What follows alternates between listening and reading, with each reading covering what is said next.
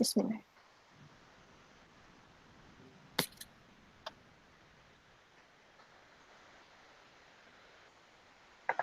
Assalamualaikum and good morning to everyone. Hi. So first of all, thank you for joining this International Scholar webinar. The title is Navigating Language Learning and Teaching Contexts During Global Crisis. Okay, so this webinar is organized by the Academy of Language Studies of UiTM Perlis branch in collaboration with the Center of Postgraduate Studies, UiTM Perlis branch Malaysia, and collaborating with the Department of English of Mandalay University, Myanmar. Okay, so for your information, a bit of introduction about the Academy of Language Studies. May I, June? Okay, the Academy of Language Studies consists of English, Arabic and Mandarin departments with 36 lecturers to cater for undergraduate and postgraduate programs. And currently it offers postgraduate programs by research such as Master in Applied Language Studies and Doctor of Philosophy in Applied Language Studies for the 3 languages, which are English, Arabic and Mandarin. And the Center of, another partner here, the Center of Postgraduate Studies of UiTM Perlis offers 30 postgraduate programs by research and 1 program by coursework for local and international candidates. Okay, so if you are interested to get more details on this, you can go to IPSIS, that is ipsis.uitm.edu.my. Okay, so we have 2 moderators today. My name is Nur Azalia Izzah Harun from UiTM Perlis, and the second moderator is June from Mandalay University. Okay, so let's welcome June. Yes, June. Thank you. Yes, thank you for welcoming me. I'm Suzon Pimshu, and you can call me June. To describe some information about our university, as you know, the name of university is University of Mandalay, and it is the 2nd largest university in our country. And it is also ranked as the 2nd top university in our country. And as it is situated in Mandalay, which is the heart of the country, you all are invited to visit and do some collaborative scholar works together. And there are altogether 19 faculty department, academic department in our institution, and among them, Department of English is currently offering postgraduate program as well as undergraduate programs. Postgraduate programs including PhD degree, PhD English, MA English, and diploma in English language teaching. Moreover, there is a popular course running from our department, which is known as DELP, Diploma in English Language Proficiency, which is aimed as a lifelong learning program for general public for the human resource development. So if you are interested to see some more details, you can visit our university website, mu.edu.mm. Thank you. Okay, thank you, June. So our theme for today is meeting the challenges of language educators during the uncertain future. And we have 6 interesting topics which will be delivered by our speakers. And the 3 speakers from there are 3 speakers from the Academy of Language Studies, UiTM Perlis, and there are 3 speakers from the Department of English from Mandalay University. So I will introduce the speakers from UiTM Perlis, and later June will introduce the 3 speakers from Mandalay University. Is that okay, June? Thank you. Okay, so The speakers from UiTM Perlis are Ms. Fazmawati Zakaria, Dr. Naginda Kaur, okay, and Ms. Nur Alifah Rusaidi. I cannot see Ms. Nur Alifah. Okay, there. Okay, June. Yes, the three speakers from Mandalay University are the first speaker will be Dr. Tandaso, professor and the head of department. And the other two professors are Dr. Soso Wei and Dr. Demoyi. Okay, so before we start, let me explain how you can talk to us during this webinar. This International Scholar webinar will start with a short speech from Dr. Latisha as the Head of Studies, Academy of Language Studies, UiTM Perlis, followed by a speech by the Head of English Department, Professor Dr. Tanda. Okay, and then we will start with the presentations of our 6 speakers, and there will be a Q&A session at the end for the speakers to answer your questions. Okay, if you have any questions during the presentation, just write them in the chat box, and we will send you all the relevant links for your attendance during the webinar. And please do not forget to mute your microphone so that we can reduce the interference. Okay, so without further ado, please welcome Dr. Latisha.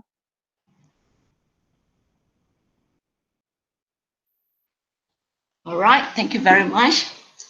Assalamualaikum and salam sejahtera and good morning to everyone. Selamat datang, welcome to UiTM Perlis branch to Professor Dr. Tanda So as the Head of English Department, Mandalay University, Professor Dr. So Win, Professor Dr. Tin Mo Yi, Jun Winfield, and all our new friends and old friends. All right, on behalf of UiTM Perlis branch and specifically Academy of Language Studies, I would like to thank Department of English Mandalay University for our first collaboration. Prof. Tanda said this is our first collaboration, so I was hoping for that one. I'm hoping for that one. I definitely hope we will work together in future collaboration. I would also like to thank Center of Postgraduate Studies, UiTM Perlis branch, for making it a reality. Okay, the pandemic demands changes to our past norm as educators and human beings. As educators, we learn to navigate and mitigate unthinkable paths for our growth and our learners' success. We realize that we need to forge ahead by learning and collaborating with our partners. Today's International Scholar webinar with the theme Navigating Language Learning and Teaching Context During Global Crisis is one of the attempts we shall share, learn, and improve our practices. Thank you very much, Manglaba. Manglaba, I think that's all. Thank you, Dr. Latisha, for delivering the opening remark. And let me invite Professor Dr. Tandaso to deliver the speech. Dr. Tandaso, welcome. Thank you. And hello, everyone. I am Tandasu, Professor of English Department, Mandalay University. I'm really honored to be invited to take part in this International Scholar webinar, Navigating Language Learning and Teaching Contexts During Global Crisis. Firstly, I'd like to talk a little bit about how our collaboration to hold this webinar becomes a reality. So sometime back in June, I think, I got an invitation on mail from Dr. Latisha. I don't know how she found us to collaborate with Academy of Language Studies, UiTM Perlis branch, by participating in international scholar webinars, which includes presentations of scholars from English Department, Mandalay University, and scholars from Academy of Language Studies, UiTM Perlis branch, and international postgraduate webinar, which includes presentations of postgraduate students from both institutions. So the idea is awesome, especially the time while we are facing the challenges arising from the the pandemic, the COVID-19 pandemic. And I think we can find ways and means to find out to overcome the challenges, and we can turn or we can navigate these challenges and turn these into opportunities. So I said yes. But during at the time, we were so busy and totally occupied with the the assessment and marking of the national exam, which lasted for 1 month. So I said tentatively it would be possible to hold this webinar after the assessment in July or August or September. Now at last, here comes the International Scholar Webinar. This is the fruit of our collaboration. And as I said, this is just the beginning, the first step. There will be many more, I hope, future academic collaborations between two institutions. Secondly, I believe this webinar will provide us opportunities to explore ways and means to adapting ourselves to the new normal during the pandemic. And I hope the approaches we adopt and the ways and means we discover may play a very important role for foreseeable future in teaching learning scenario, pandemic or no pandemic. So I'd like to welcome this opportunity to contribute to the discussion and to help identify resources and set goals to overcome these challenges. I'm very pleased to observe that the topics we'll be discussing today are very relevant to the current English language teaching practices and the needs and development of our learners. And thirdly, and finally, I'd like to express my heartfelt thanks to the organizers and scholars from Academy of Language Studies, UiTM Perlis branch, for organizing this webinar, for making this webinar, this event possible, and my colleagues from English department for your effort and participation, and the participants who are joining this webinar for your time and interest. Thank you.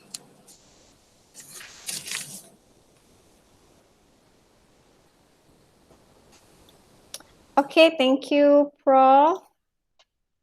So I think we can begin now. First speaker ready, Ms. Fazmawati? Yes. Okay, let me introduce our first speaker for today from UiTM Perlis, Ms. Fazmawati.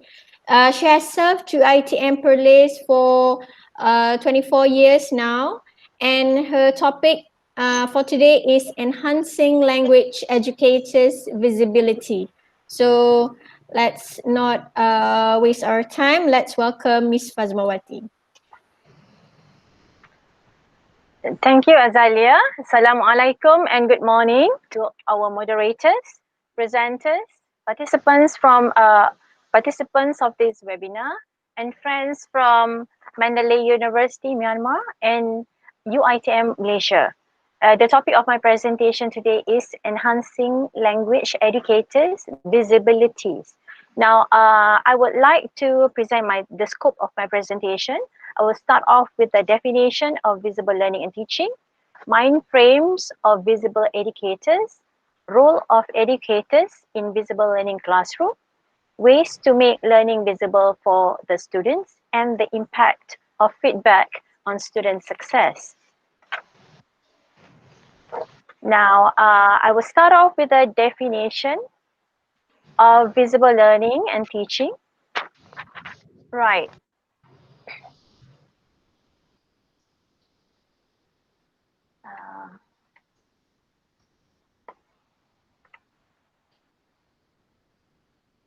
Okay. To maximize the impact of learning in class, language educators need to see learning through the eyes of the students, and students need to see teaching as a key to their ongoing learning. And now when learning is visible, the students will know what to do and how to do it, and teachers will know whether or not learning takes place. Now, by constantly evaluating the impact that the teacher has on the students' learning, teaching methods and approaches can be adjusted accordingly.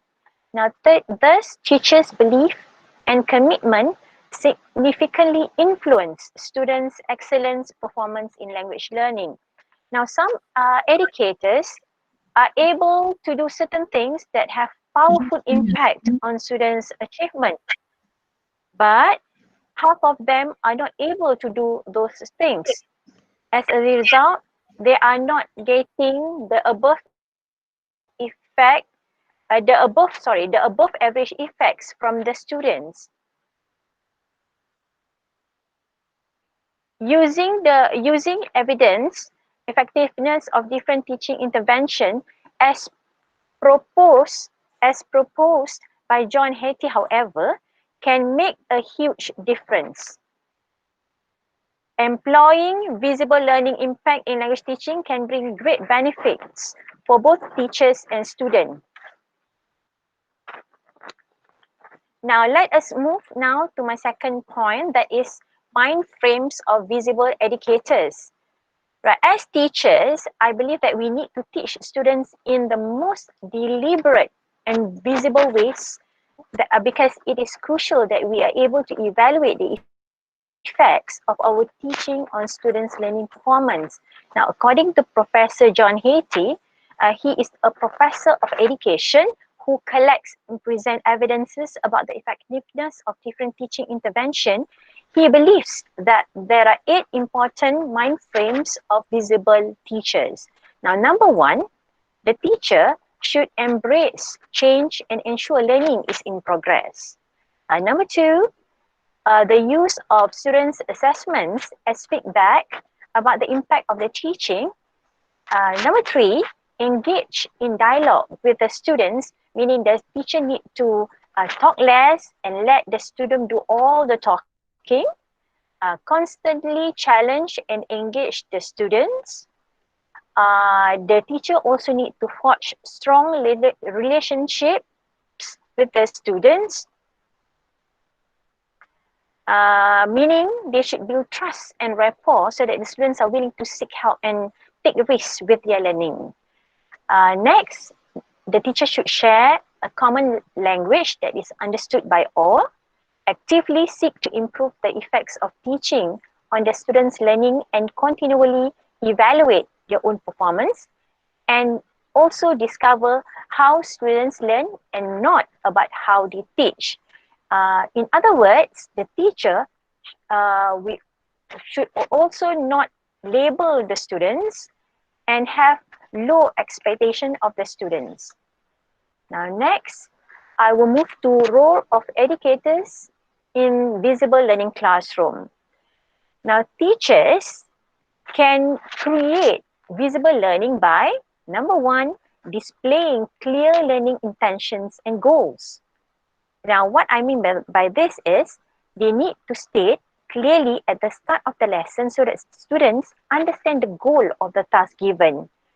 They should also use language that is suitable for the age group of the students so that they can easily engage in their learning. And number 2, constructing challenging success criteria.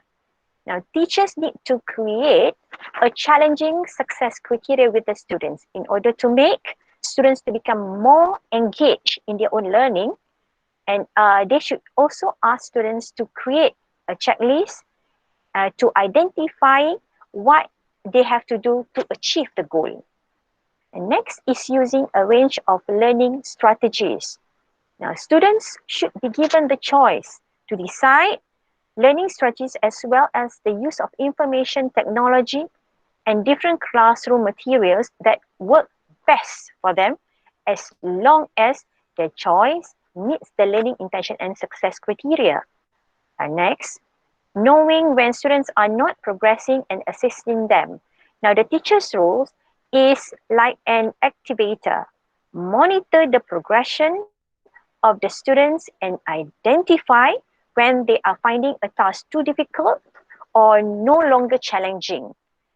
Now, change they should also change the task to meet the needs of the students in order to enhance their learning and ensure they remain engaged. Next is providing immediate and relevant feedback. Now, students should be aware of what they need to do, to know where to go to next. Providing them with feedback will give them direction for their learning and help them to move forward. Thus, it is important to provide opportunities for the students to receive feedback from the teachers as well as peers and about themselves.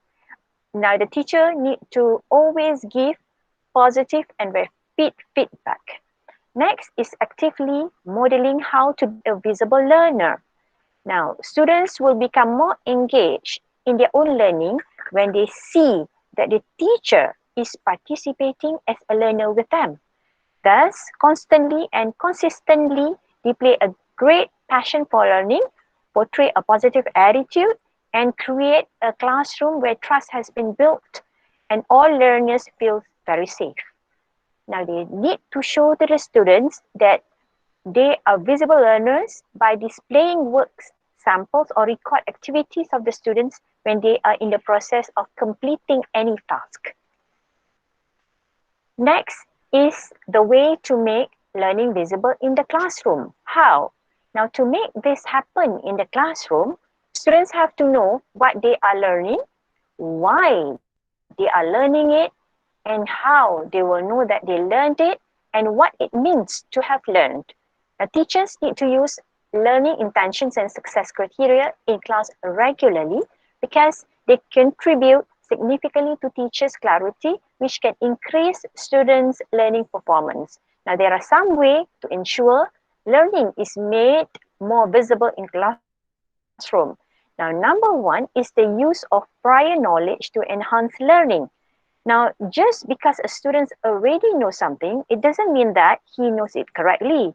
The use of anticipation guides can help correct those misconceptions before asking the students to build on that knowledge. Next is you can always incorporate vocabulary techniques. Now, learning words requires more than just exposure to the word. Now, teacher can use certain techniques like mnemonic, to use memory aids, word cards, model word solving, or words and concept sorts. And next, you can always try to put reading comprehension into context. Now, helping the students to understand what they read and then to develop the ability to organize and analyze information is very important. Now, teach them different strategies like brief summaries and annotation can help them figure out what works best for their comprehension. Next, try to use concept mapping. Now, concept maps and graphic organizers can assist students to be able to organize their information and thinking. This can speed up their thinking and support extended writing and discussion for ideas process. You can always use a Padlet that can make concept mapping easy and engaging. Next, try adopt discussion and questioning strategy.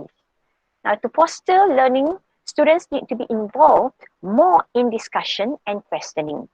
The more they struggle with comprehension, the more value they add to their thinking process. Encourage them to use discussion questions that require deep thinking. For example, can you tell me more or can you explain more, where students understand and that they are expected to show evidence that supports their thinking. Next, you can always use incorporating reading across documents. Now, using this strategy, students are required to read several different documents and then they are supposed to synthesize information.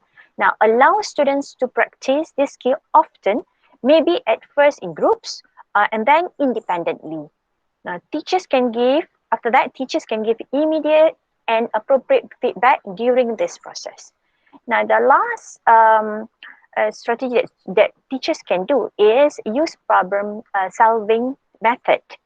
Share conflicting information instead of issuing a problem. and invite students to solve it. Then ask group to identify what they think the problem is and how best to solve it, supporting their reasons with evidence. Now, take for example, a question like, should we offer more work opportunities to foreign workers?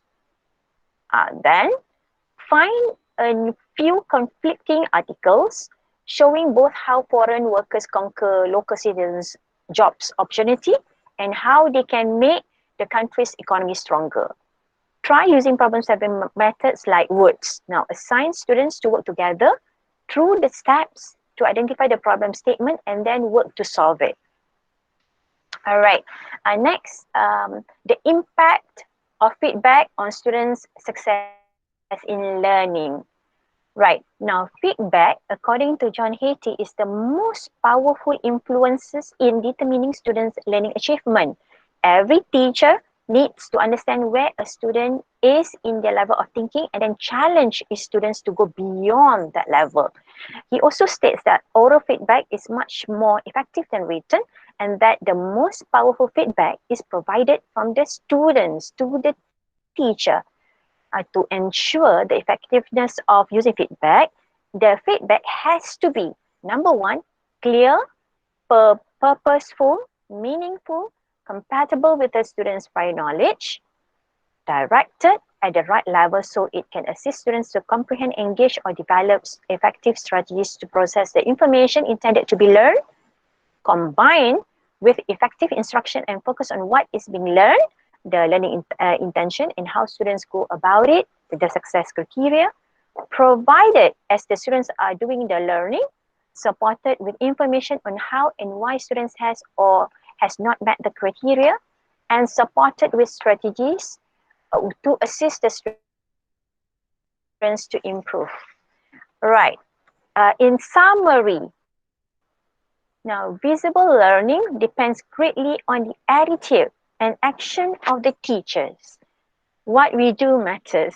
Thus, we should, I think, number one, create a world in which every child is inspired to build a purposeful and happy life through learning.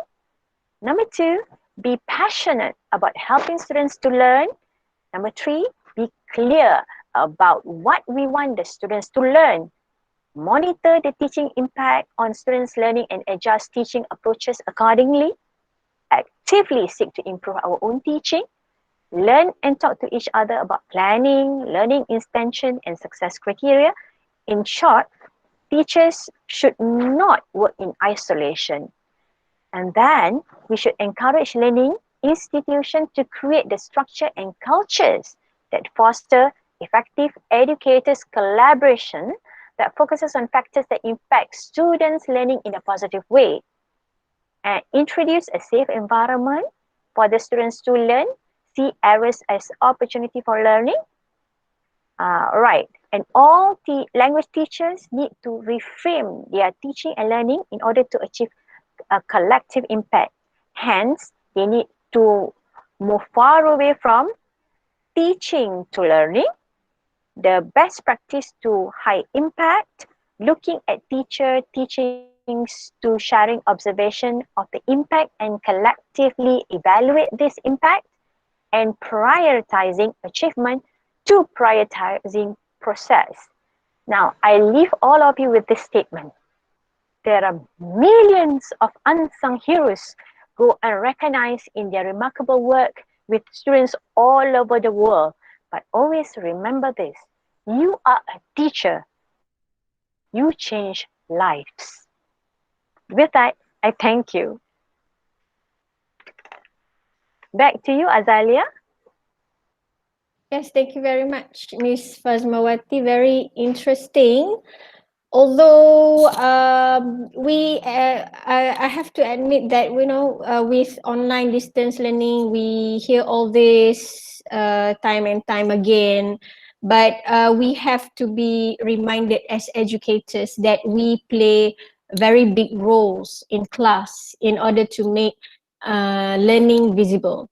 Okay, so I'm very interested with the mind frames and the roles that Ms. Fazmawati has highlighted just now, and we can all try to bring the ways suggested in order to make learning visible in the classroom. So let's not waste our time. We have speakers waiting on the other side, so I will pass the floor to June. Yes, June. Thank you, Ms. Zalier. At this point, I am to invite the very first speaker of Mandalay University.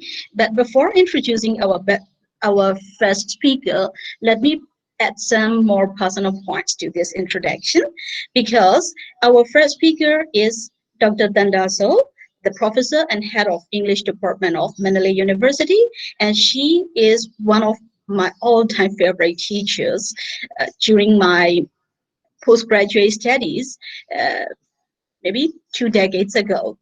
And being her student and a junior colleague of her, I have experienced with so many valuable advices to overcome the difficulties and how to change the stumbling blocks to stepping stones.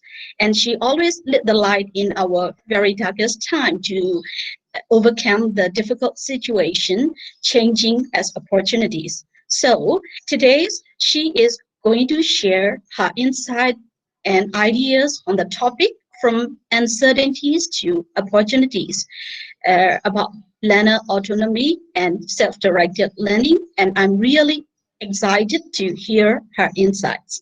So let us welcome Professor Dr. Dandaso.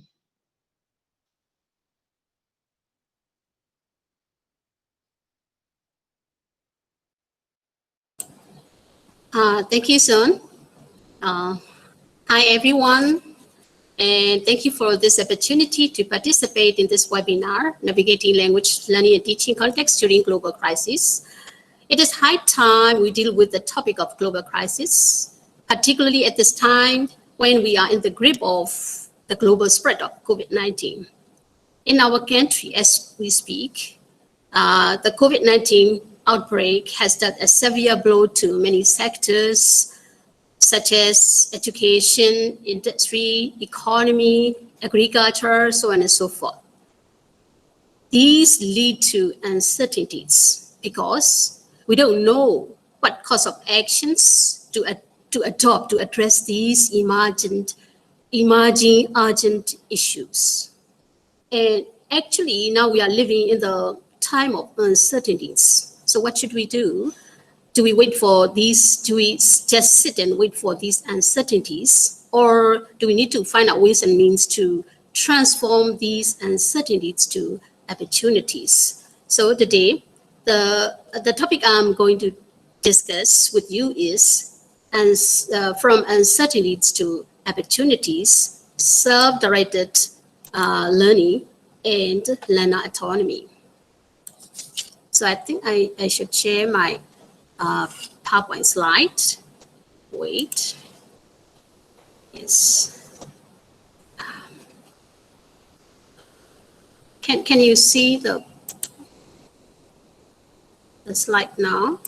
Not yet, teacher. Not yet. Okay, let me try.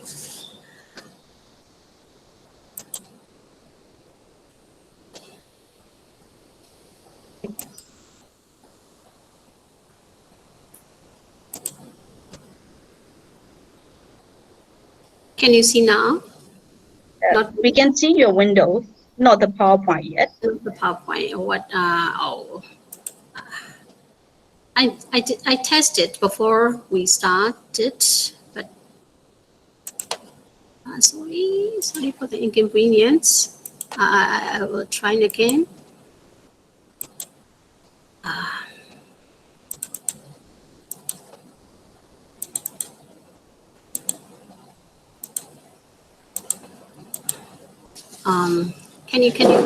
Can someone help me?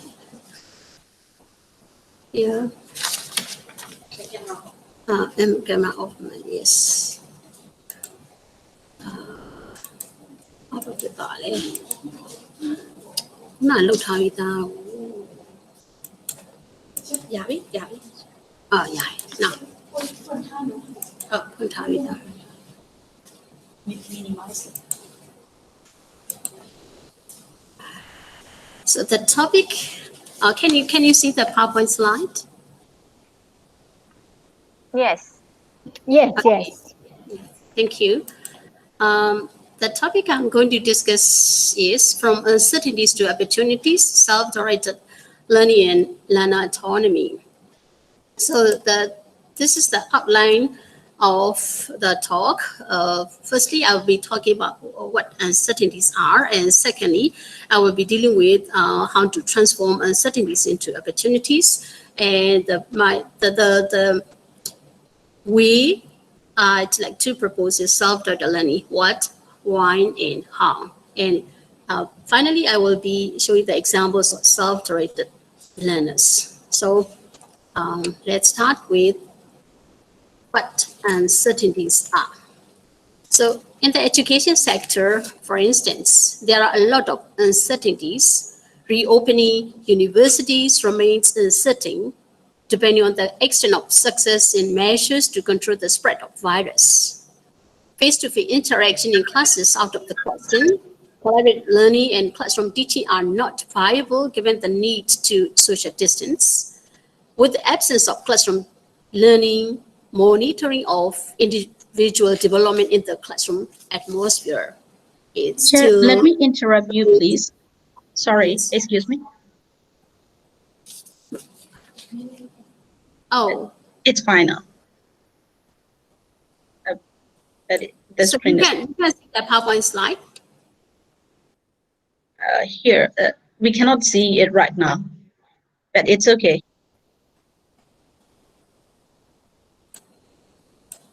Can you see the PowerPoint slide now?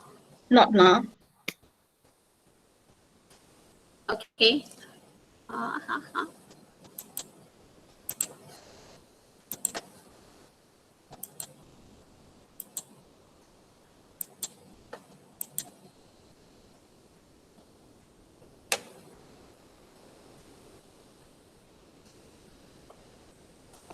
Okay, we can see your slides now. Okay, thank you. Sorry for the inconvenience. It's okay, take your But time. not the slideshow mode yet.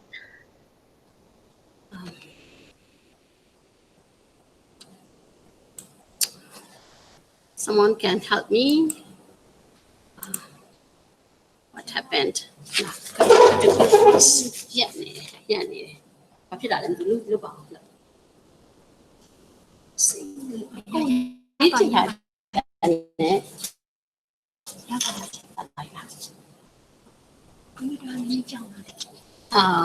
Maybe the technology care problem. So, can you see now? Can you see the PowerPoint Yes, slide we Yes, now? we can see. Teacher. Yes, it's not Thank a big slide. It's just all the slides. But it is not the slideshow mode yet. Okay. I think it's okay. No, I don't want to change it to the slide mode Okay. because maybe there will be some problems. So as long as you see the PowerPoint slides, that's fine too. And sorry for the inconvenience. What should we do with these uncertainties? How can we turn this challenge or uncertainty into opportunity? So the way we developed self-directed learning is maybe one of the remedies to change, to transform uncertainties into opportunities. So I'd like to discuss what self-directed learning is, why it is important, and how we can encourage our learners to develop self-directed learning. In NOS 1975, this is the concept developed by NO. Self-directed learning is that individuals take the initiative without the assistance from their teachers or their peers or their parents. So they take initiative, they take responsibility for their learning, and they are not seeing their learning needs, to identify their needs, to set up their learning goals, to find out human and material resources for learning, and to choose and implement appropriate learning strategies, and they evaluate the outcomes of the from learning process. So these are the concepts developed by Knowles, and here are keywords like needs, goals, resources, strategies, and outcomes. And this is the concept, and this is the definition developed by Knowles. So self-directed learning is defined in many different ways, but here in this talk, I follow the concept of Knowles because he was the pioneer and introduced the term self-directed learning. And why self-directed learning? Why we need to encourage our learners to develop this learning? And according to Knowles, self-directed learners take initiative in learning, so they are called proactive learners. They learn more things, they learn better than those who sit at the feet of teachers passively waiting to be taught. So they are called reactive learners. So obviously, proactive learners do better than reactive learners. So he gave 3 immediate reasons. This is the first reason. And the second reason is self-directed learning is more in tune with natural process of psychological development, that is maturation. So it means that the maturity level of self-directed learners is much higher than those who do not have such type of learning. And the third reason he gave is students without having learned the skills of self-directed inquiry will experience anxiety, frustration, and often failure in their learning process. So self-directed learning not only actively involves the learners in the learning process, but also develops them as more responsible and effective social beings. So he gave these 3 immediate reasons why we develop our learners to, we encourage our learners to develop that type of learning. This is the reason given by Knowles. And I'd like to give you some examples, some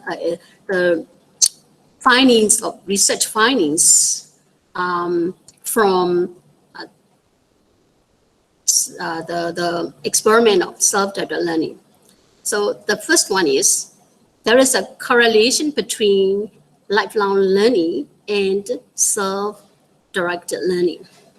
And the next one is many researchers proved that there is a relationship between self-directed learning skills and academic success.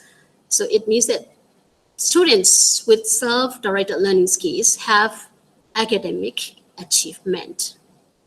They have already proved that.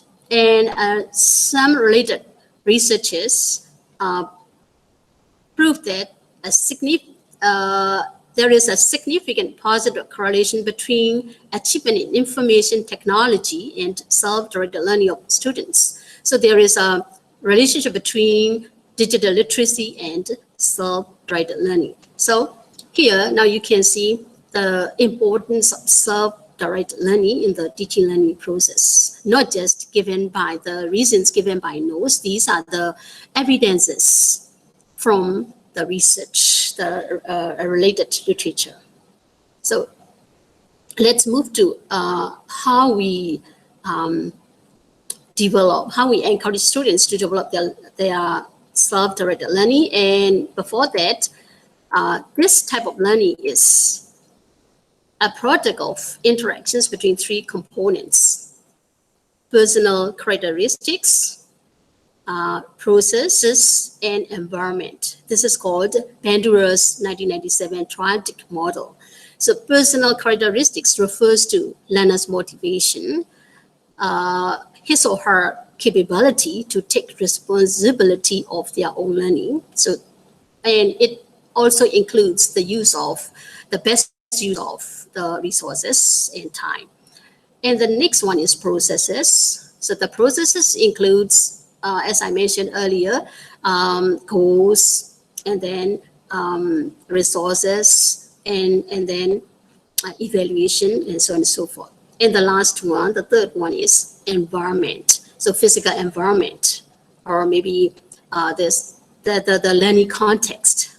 So this type of learning is a product of the interactions between these components. So that is proposed by Bandura, 1997. Here I'd like to get some information about processes. So how we can encourage our learners to develop this type of learning. So these are the steps. And to develop this type of learning, you can start with what motivates you or your interest. So it can be a specific problem to be solved, or it can be a hobby, or it can be learning for a job, or it can be anything that motivates you. That must be your interest. You are not interested in what you want to find out. You will lose motivation in the sometime later in the learning process. So the first point is start with motivates you or your interest. The second point, set your own SMART goals. Your goals must be SMART. Specific, your goals must be specific. Your goals must be measurable, achievement, realistic, and time-bound. So you should set your goals for your own learning. And the third one is you can make a habit of learning regularly. You can form a habit of learning style. And they are examples of self-directed learners like the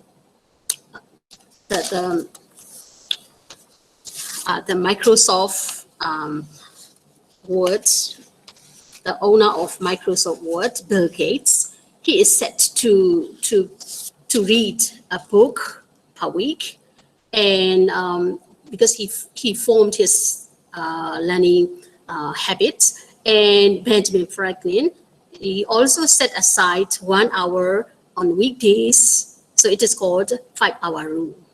And so you can form your learning habits, and which includes the time management and finding out resources or something like this.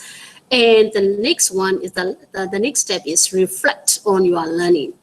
So it is a reviewing and evaluating your learning, and you can check all the evidences, and you can look at what works for you, what doesn't work. And if you find out what doesn't work, you can modify, or you can find out ways and means to change this. So this is reflection, reflect on your learning. And this process is cyclical and dynamic. So this is cyclical because the outcomes of prior performance can be used to modify and refine the current phase. It is dynamic because the personal, environmental, behavioral factors which affect learning, thank you, which affect learning are constantly changing. So this is cyclic and dynamic. Okay, here, so you can see the different types of learning, self-directed learning, project-based learning. The terms are different, but the essence, the concept is the same. All these types of learning lead to learner autonomy. Here, there are many definitions for learner autonomy, but I like to quote Holek 1981, the ability to take charge of one's learning. So you can choose the type you like, you feel comfortable, and which can lead to learner autonomy, which can lead to you can be capable of taking charge of your own learning. So, and here, Notes admitted that this self-directed learning is not easy to develop because it demands a lot. It demands learners' motivation. But he said, by 2020, all learning from elementary school through postgraduate education will be based on the principles of self-directed learning. So you can think of when he said so. and how close this vision is to a reality. This is my question here. His prediction is correct in the present days or not? Okay, actually, I have a plan to show the video, but I don't have much time for it. But the examples of self-directed learners. So these are the postgraduate students from the English department. During this COVID-19 pandemic, the time of COVID-19 pandemic, and they started learning. One is focusing on academic learning, another one is reading skill. Now they are able to post a page for their, they are able to share their knowledge with their junior students. So they follow the steps of self-directed learning. Now they become self-directed learners, but sorry for not having time to show the video. So these are the examples of self-directed learners. And I'd like to wind up my talk and while we are living in the time of uncertainties, we shouldn't sit and wait for this. We are trying to find out ways and means to change, to transform these uncertainties to opportunities. Thank you.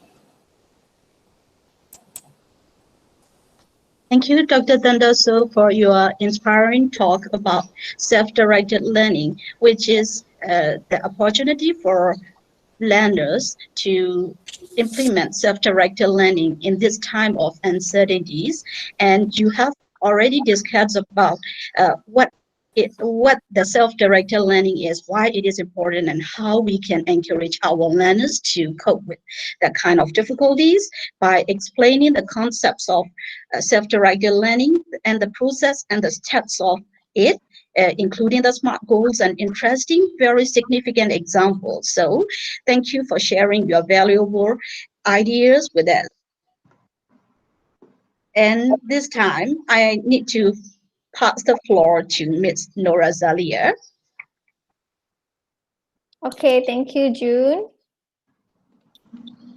All right, so we will move to our next speaker, our second speaker, Dr. Naginda Kaur, who will be talking about the challenges of online assessments. Okay, as we know, there are many challenges, not only while we are teaching, on the part of the students while they are learning. The most crucial part is the challenges when we do online assessments. So Dr. Naginda will talk about this. But first, let me introduce Dr. Naginda. Dr. Naginda Kaur has served to UiTM for almost 30 years now, and she has written a number of books, maybe more than 10, and her areas of interest are learner autonomy, vocabulary learning, and writing. So let us welcome Dr. Naginda. Thank you very much, Ms. Azalia. Good morning, everyone, and to Ms. Zun as well, and to all the participants at this webinar. Thank you for the opportunity. I hope I'm audible.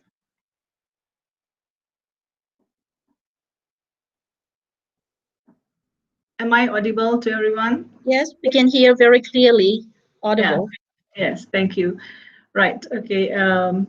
So yeah, I'm going to share my thoughts on how we go about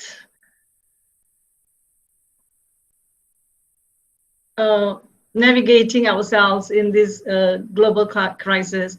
And my focus will be on challenges in online assessments. Basically, I would like to share with you some insights and my own personal experiences of doing online assessments in the recent semester of at UiTM. Okay, so my presentation basically will cover these three aspects.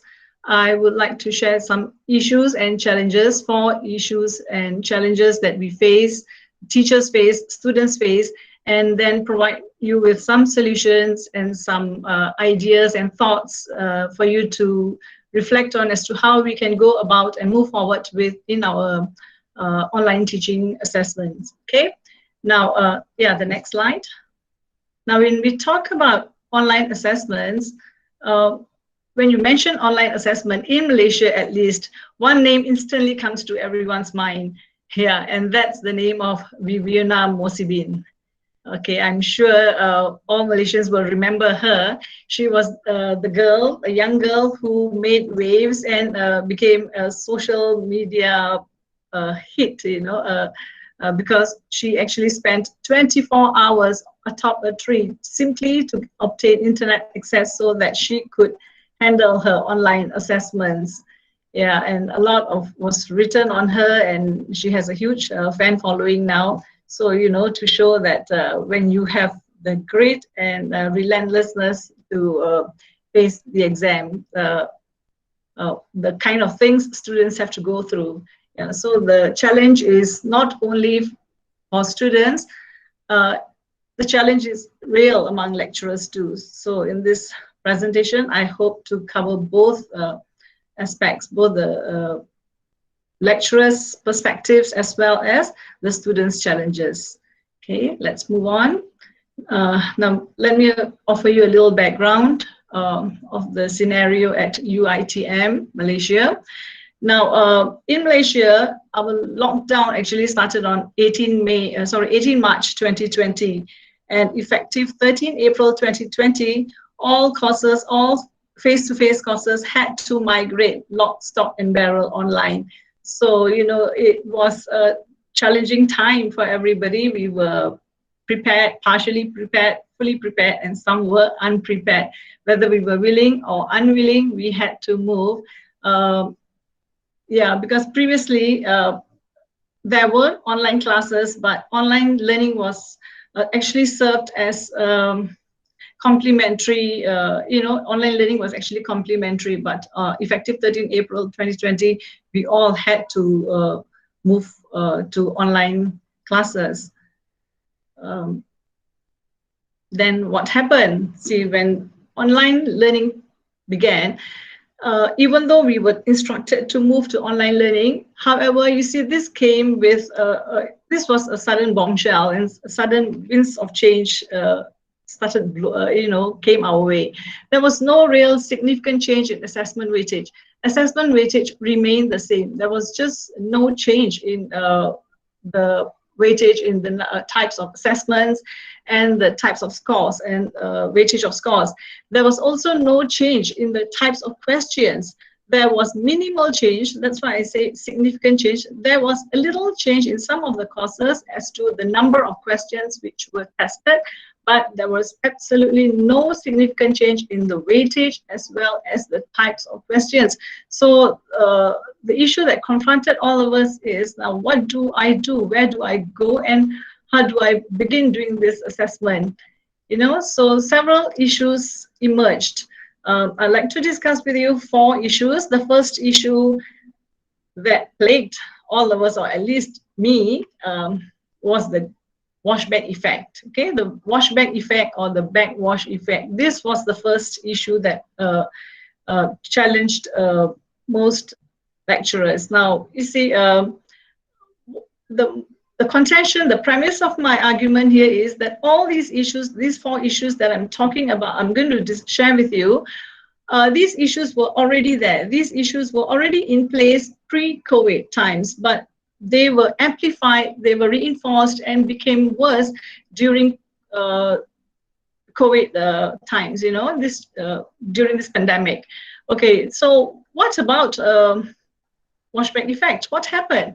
You see, now we go to class, we teach, we think students learn, but during this recent semester, this starting April, 13 April to July, when the semester ended, many a time we found ourselves focusing more on assessment. Teaching was going on, teaching did go on, but many a time, at least for me, when I was teaching the degrees, my degree level students especially, I found myself focusing more on assessment more than anything else, and little weightage was on teaching per se. And I'm sure many of my colleagues and friends share similar sentiments as well, because the issue here was like, we don't want to fail our students. We want to be on their side. It's new for them. It's new for us. They are challenged. We are challenged too. But, you know, we need to ensure that our students do not get shortchanged in this whole process. So the first issue is that during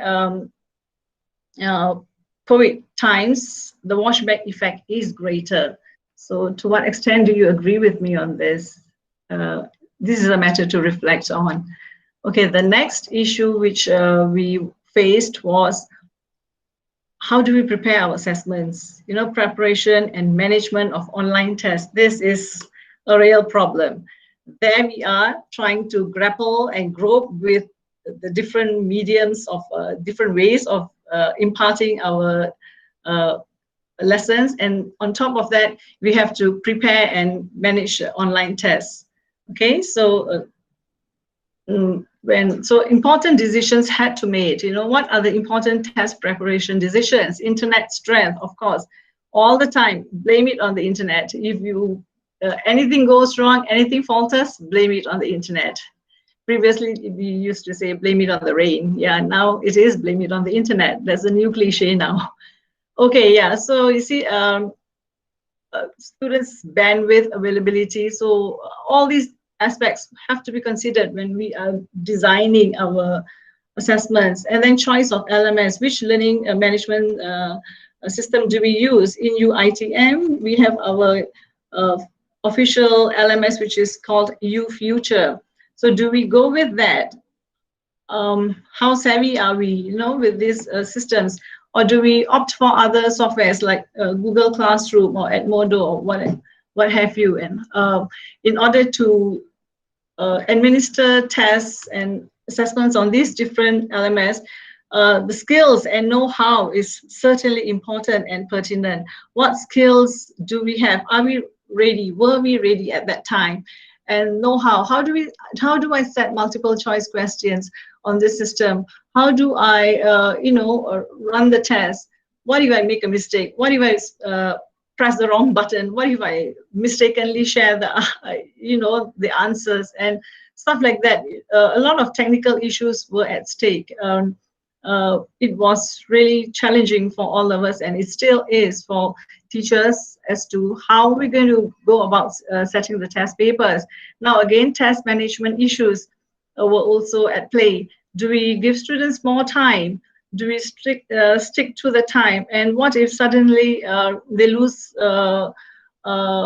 connection? What do we do? How do I manage the entire test? You know, how will the instructions be given?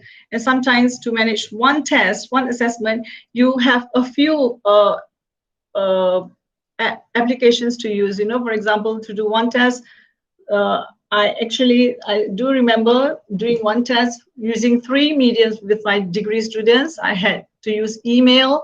We also had to use WhatsApp to ensure that students were, some instructions were given through WhatsApp, and Google Classroom as well. So test management issues are really difficult to manage for some lecturers, especially when you are new at this whole thing. And as I was saying, yeah, coming to the next slide, as I was talking about the problems, you see, this is a real problem. What happens if a student gets locked up? Here you have a real case where a student appeals to retake exam after meatball from sandwich fell into keyboard and locks her out. So, you know, yeah, these are the things that can you can expect to happen, or, you know, unprecedented issues which you would least imagine. Okay, issue number 3 would be fear of unfamiliarity. Not only unfamiliarity is an issue for lecturers, but this is a real problem for learners. Why unfamiliarity? Now, as we know, students were already having problems, like, or they do, as it is, they have problems with internet connections, depending on their geographical area where they are. Now, to make things worse, you know, they have to take the test online. And so this creates and irrational fear, and a very strong fear of losing connection during the course of the assessment. What if my work does not get saved? What if I lose connection? What if I suddenly get locked out of the test? And you see, if you think that lecturers face problems, students face even more problems actually, because so much is at stake for them. Is their marks here at stake? And then this causes a lot of exam stress for students. Yeah, something that we need to sympathize and empathize and understand our learners, you know, the type of exam stress that they go through. And this may lead to subpar performance among many students. If you take a look at your assessments, you'll find that studies are carried out. Perhaps we will find that performance of students during using ODL platforms may turn out to be below par. But I can say that much for my class, at least. I found that when I was doing face-to-face teaching, and in comparison to ODL learning, the number of A's I had, or the better scores I obtained in my degree classes where I teach academic writing, the scores were slightly lower compared to the previous semesters. Okay. Now the fourth issue I would see, and you know, which is a real big issue, is lack of assessment integrity. Now, everything is at stake, and assessment integrity is the holy grail of the academic semester, of the academic system, of the structure itself, the institutional structure, where everything in the end boils down to assessment. That's why it's the holy grail of the entire system. So whatever we teach, you know, all the teaching and learning that goes on, it moves towards assessment in the end, because that is the point of departure actually for the next semester. But what happens here? Academic integrity, assessment integrity gets compromised. And why does this happen? Because students have a whole load and a vast option and prevalence of plagiarism. There's so much there for them to copy. Everything can be obtained from the internet. So plagiarism becomes a norm then, you know, because everything can be sourced online. And if they don't get the answers online, the next option would be get the answers from their peers. They can copy responses from their peers. They can share the answers through WhatsApp. They can take a picture and send the answer, or share the answers with their friends through WhatsApp. And what control does the teacher or the lecturer have? Nothing, not very much actually. You may think that you are, well, okay, I am invigilating, so to speak, here. I'm sitting in front of my computer, but what goes right under your nose, you know, you don't know, because we can't see them. So this becomes a major issue, a major problem to confront, which confronts us, and something that we need to address. How do we overcome plagiarism, and how do we retain academic integrity during online assessments? And another problem which I see is the impact of COVID-19 on the employment market, which has made things become worse, because there are just too many graduates, too few jobs, and too much room for compromise. It is now a struggle of the fittest. Recent studies by Ministry of Education shows that 1 out of 5 graduates suffers unemployment, and it takes about a year to find a job for about 55% of these Malaysian graduates. So, you know, it's a time where you have to outdo the rest. You have to get better results than your peers. And what happens here? One of the ways, of course, one way out is by compromising academic integrity, by compromising how you're going to obtain the score. It doesn't matter, as long as I get my A and I get my A minus. It does not really matter if I have to cheat in the way. What can my lecturer do? There's nothing very much my lecturer is able to do. Yeah, and I'll tell you now what I did and what I was able to do, or rather what I had to do from, to share with you my own experience. So there's this course I was teaching last semester, and that's the focus is on reading, where students had to read a short story and respond to the short story. So you see, in 150 word response that the student had to give, huge part of it was plagiarized. So, what I did was I went through, I had a class of 68 students. I had 3 classes and 68 students in all. I had to write every response through plagiarism checker, every single response. And it was really, really tiring, and really I was worn down, even though I had tried my very best to offer question which I felt they wouldn't be able to copy, because it was quite personal. But there is always an answer to everything on the internet. Here's another example where this is, you can see on the left is the response, and which was taken from this site. Okay, and finally, let me show you this, what happened. Okay, this, as you can see, my chat with my student, how tiring and how exhausting this whole thing was for me as a teacher. Now, this is a response of about 200 words. If you read the question, it says, if you were a male traveler in the train, this is a short story, how would you communicate or respond to the blind female traveler? I thought this was personal enough, apparently it wasn't.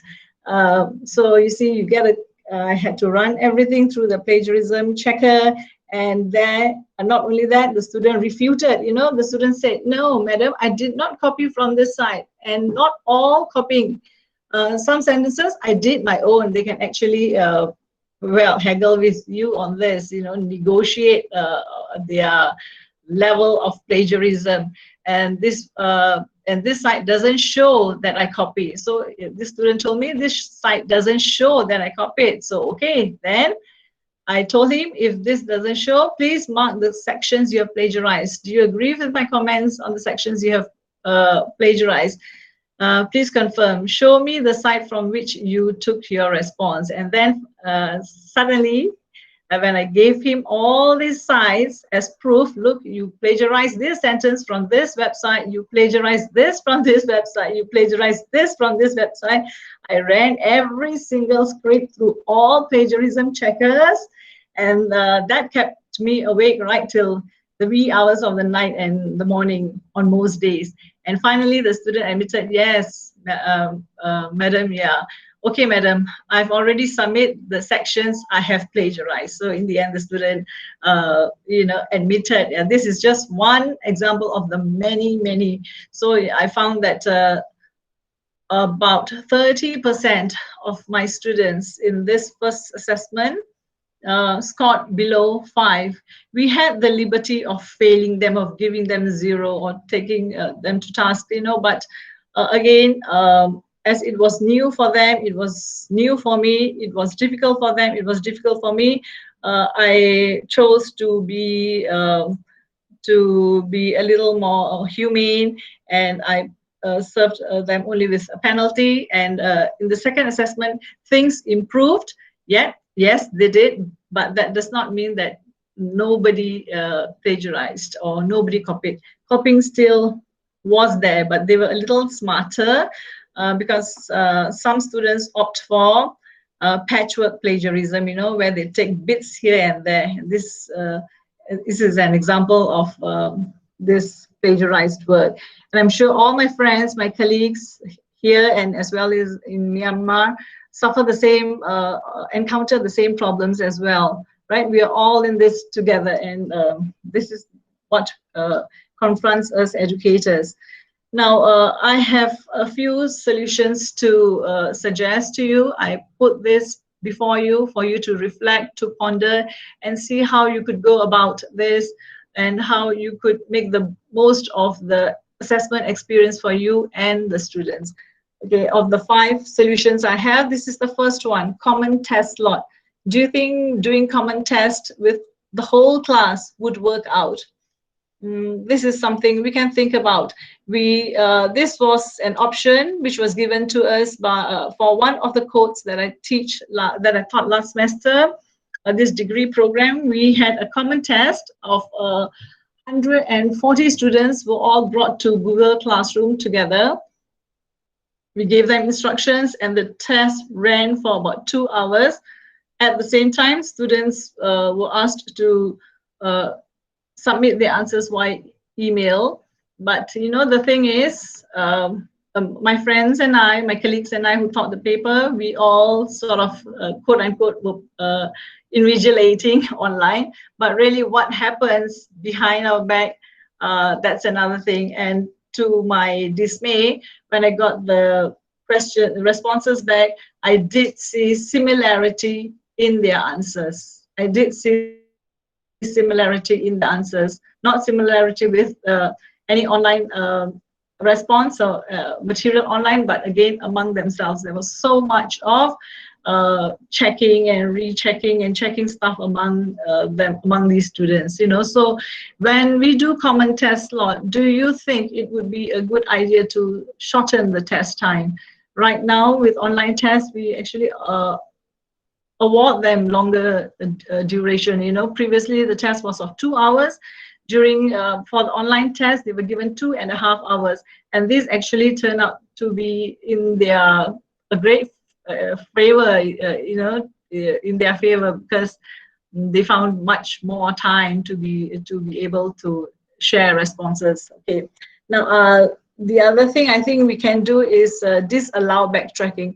This would definitely be very useful because you know, especially during especially for listening tests, perhaps when they do when we set the questions, it should be one section by one section. Do not allow students to backtrack. So if you complete section 1, you cannot go back to and you complete section 1 and you move to section 2, you cannot come back to section 1 to check and recheck the answers towards the end of the test if they have extra time. I think disallowing backtracking would serve us well and minimize the chances of academic integrity assessment integrity being compromised. Yeah, so this can be set during the test itself. That means we allow only one attempt. So to what extent will we be unfair to students? What if their work does not get saved? Again, another point to consider.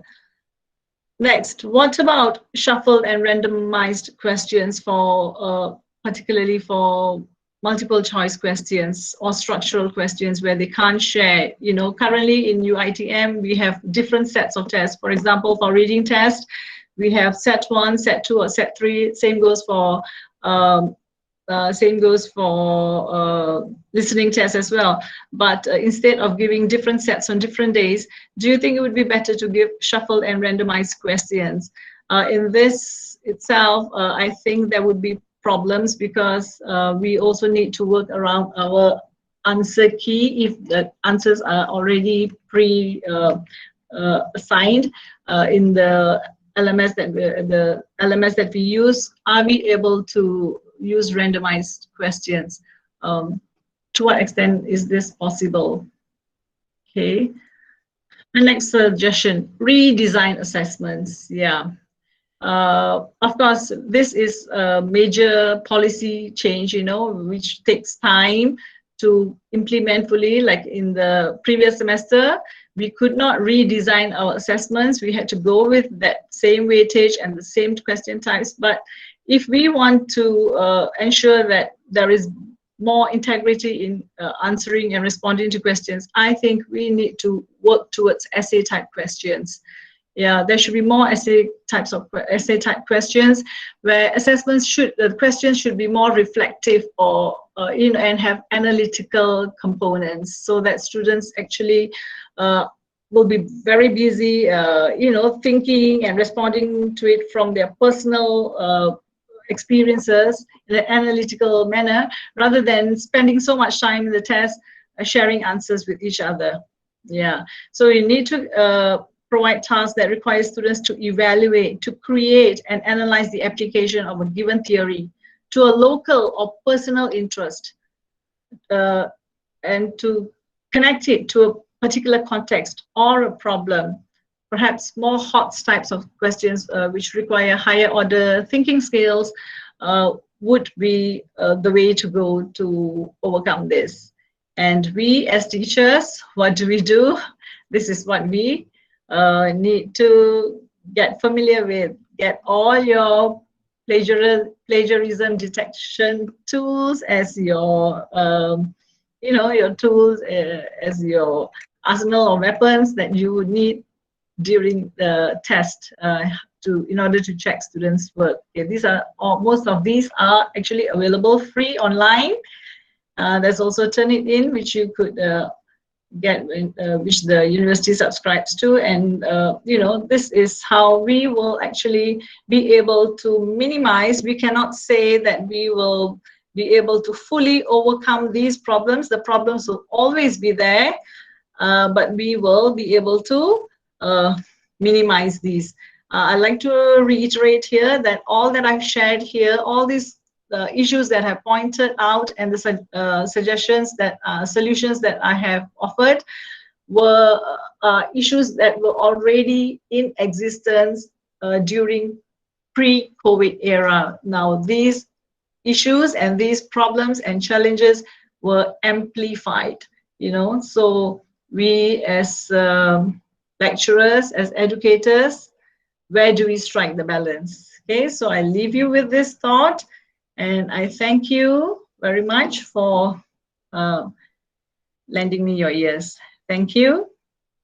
Back to you, Azalia and Ms. Zunzun. All right, thank you very much, Dr. Naginda.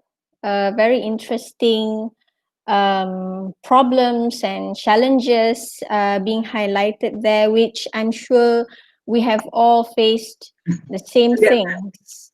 And very interesting solutions there, which I think doable for us, especially for the next semester, because we are going to have online distance learning. All right, so let's go to June. Hello. This is the time to invite our second speaker and to introduce our second speaker. This is Dr. Suso Wim, the professor from the Department of English. And as I have personally witnessed her thorough knowledge and passion in the area of language and education throughout the history on a global scales, she has explained as many examples and insightful concepts about how academic societies are thriving to adapt and shift to be keeping up with the changing situation in global trends. So I am really excited to introduce Dr. Suso Win on the topic preparing the shift to the emergency online teaching and learning. Dr. Suso Win. Thank you, Zunzun. Thank you, Dr. Letitia, and the participants from Academy of Language Studies, Malaysia, and Professor Dr. Tanaso for giving me an opportunity to present my ideas, to present my experience and ideas at this special event, International Scholar Webinar. Let me share my presentation.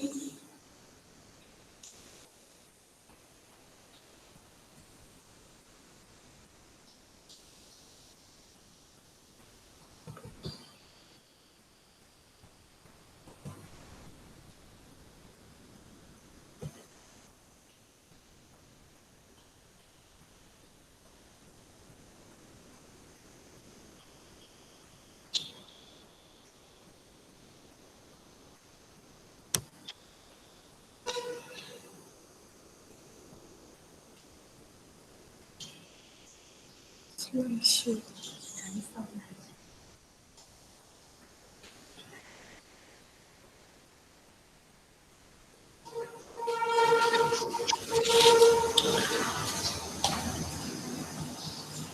morning, everyone. Selamat pagi, or maybe selamat tangga minggalaba. So the topic I'm going to present today is preparing a shift to emergency online teaching and learning.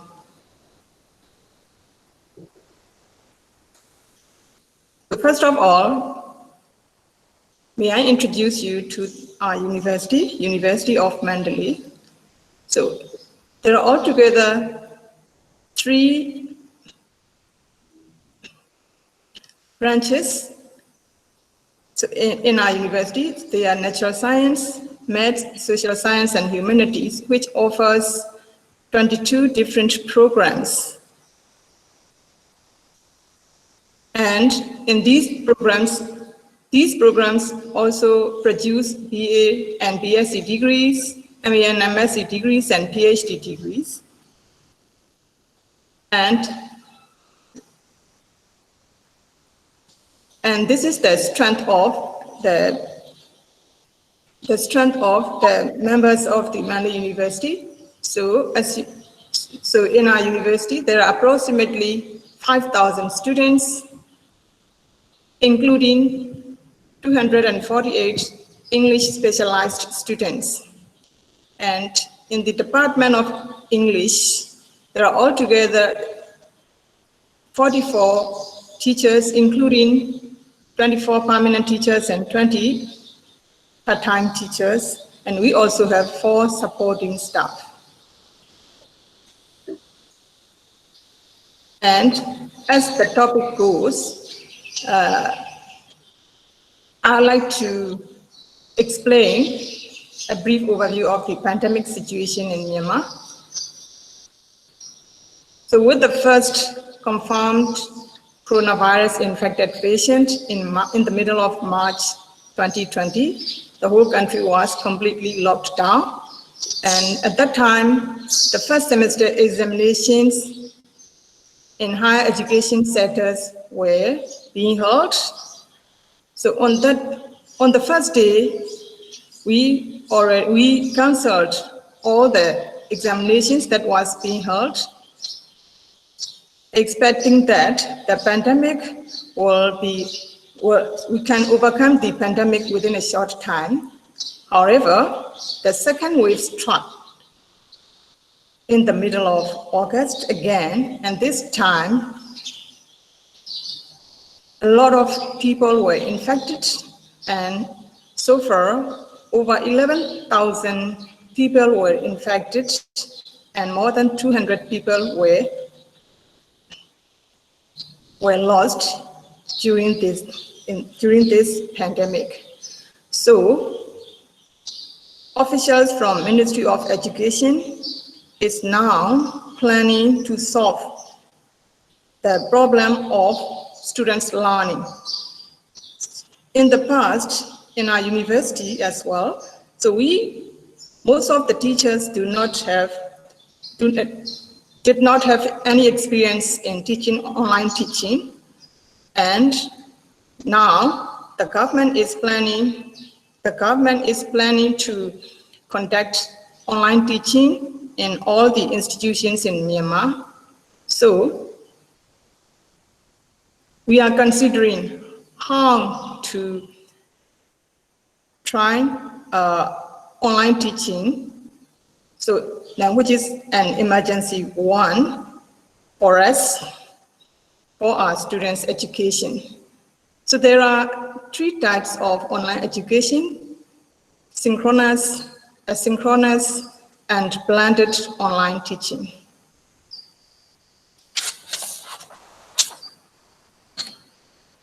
So synchronous online teaching. In the synchronous online teaching, each and every students have to be studying at the same time in the virtual classroom. And in an asynchronous classroom, Teachers uploaded their lecture videos or reference books or the tasks the students should be taken, and then the students can access them at their own disposal. And blended online teaching is a combination of these two. And what we should bear in mind is that we should make the best use of synchronous time when everyone is studying together at the same time in the virtual classroom. And in the same way, we should also make the best use of asynchronous online teaching, where the learners are working independently before or after a live lesson. And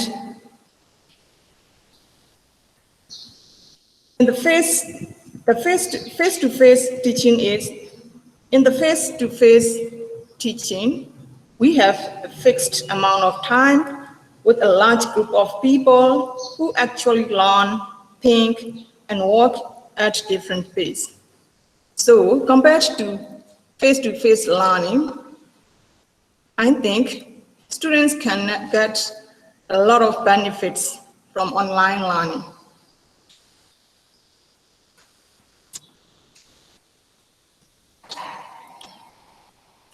And at the same time, teachers can also get a lot of benefits. So in face-to-face learning, the teachers have to try to move their students forward within a short time. And they also cannot have enough time for communicative activities if he is handling a large group of learners. However, when teaching remotely, students can take the time they need to generate their ideas before starting a lesson, a synchronous lesson. And as teachers, we can prepare lessons and look at the materials and then identify any activities, while live interaction is absolutely essential.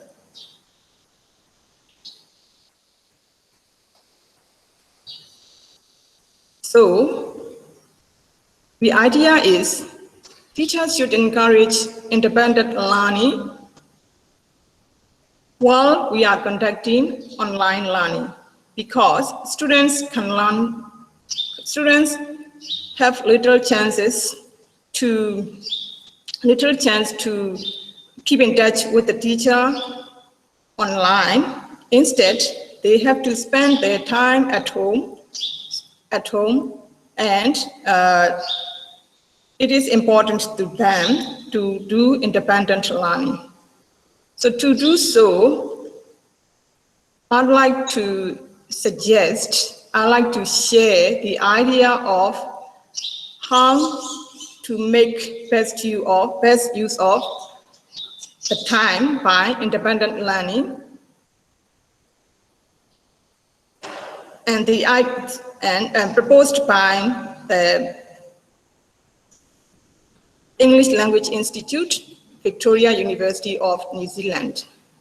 So according to them, so your students should reflect their learning. It means that they need to consider which areas they have developed and which areas they need some improvements. So in doing so, they need to make a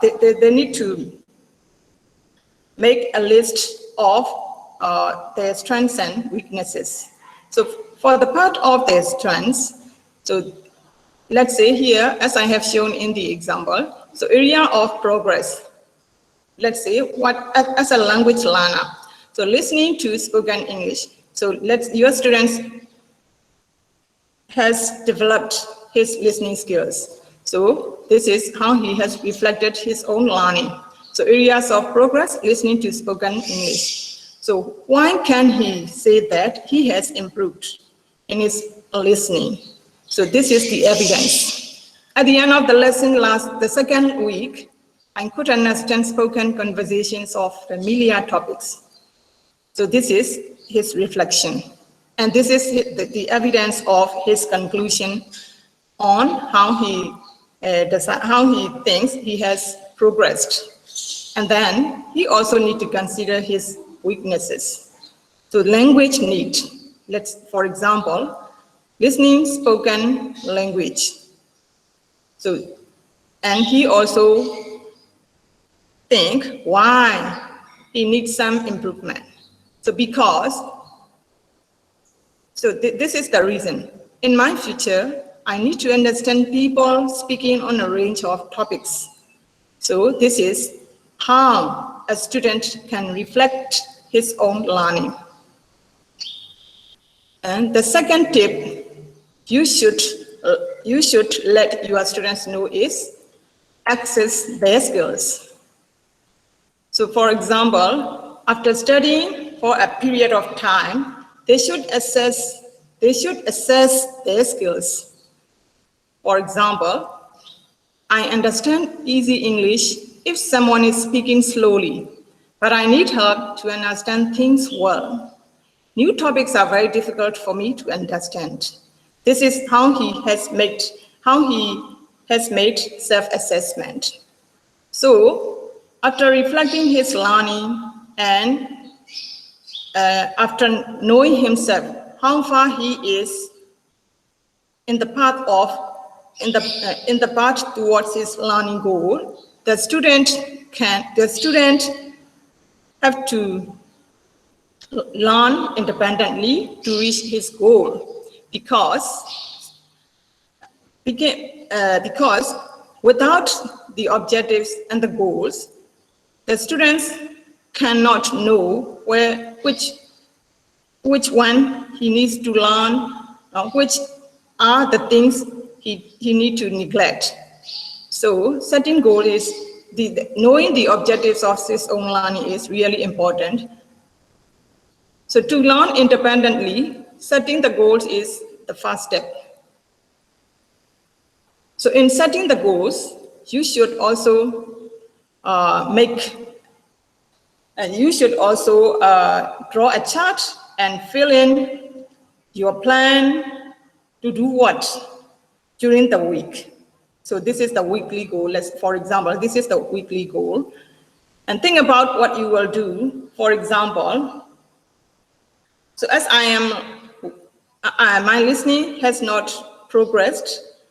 So this week, my plan is to practice listening. So when? So maybe, let's say, from Monday to Wednesday, what specific time are you going to do? For example, maybe from 8 a.m. to 10 a.m. And then, what are the resources you are going to use to practice your listening? So maybe BBC English or something else. And then, after that, you need to monitor your progress. At this stage, what you need to do is, you need to recheck to which areas you have already fulfilled. For example, so you have set the goals. Your goal is to practice listening skills 3 days a week, from Monday to Wednesday, from 8 a.m. to 10 a.m. So let's say if you missed to practice listening on Tuesday, just cross it out. If for other days, you can make a tick. And then, so what resources did you use? So actually, sometimes, even though you intend to listen to BBC News, so you change your mind and then you use another resource.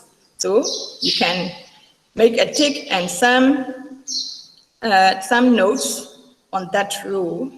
And then after that, you should evaluate your choice of independent learning. So how? Let's say I listened to BBC News on Monday, but I couldn't catch up some of the ideas. So I explore BBC website, and on the website I could find that same news stories in written form. So there I can see some unfamiliar words on the website, and I study these unfamiliar words. And then I'm trying to listen again. And in the second time, I can understand almost all of the information in the audio. So this is how you evaluate your choice of independent learning. Or you can say, I feel really happy to listen to BBC News or something like that. So the evaluation may vary depending on your experience. And then in a synchronous classroom, so you should discuss your weekly goals and learn about your classmates' goals. So this is a good time for teachers to make an assessment, because teaching and testing are the two sides of the same coin. So as a language teachers, we should always conduct formative assessment. So you can assess your students' speaking skills and listening skills at the same time. And you can also assess their vocabulary, competency, and their grammar and something like that. So when you discuss your weekly goals with your partner, so you can have some suggestions, maybe like, my friend suggested me to read newspapers to help me understand the news I listened in TV. So I read the newspaper, and I found the same news stories, and that helped me a lot to understand the information. So this is how you can discuss your weekly goals with that of your classmate. And as teachers, you should make your students understand their learning objectives. And letting them doing this will help them to understand the criteria, which criteria they have to meet to achieve the learning goals. This is really important, because students have to spend their times on their own and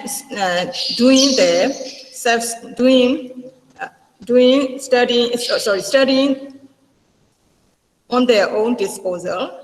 So it's a kind of learner autonomy. So as students, whatever they study, their outcomes must meet the learning objectives of the program, or the learning objectives of the course, or the learning objectives of the lesson. So this is an important point.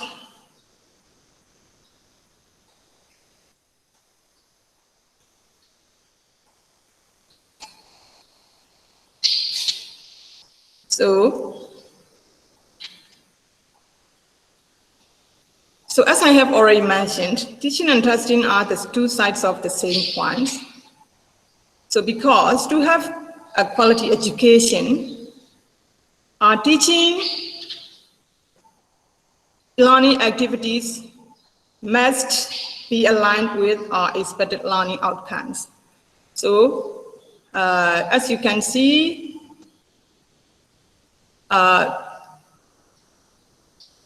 In the ASEAN AUNQA criteria, criterion 5.1 states the student assessment is constructively aligned to achievement of the expected learning outcomes.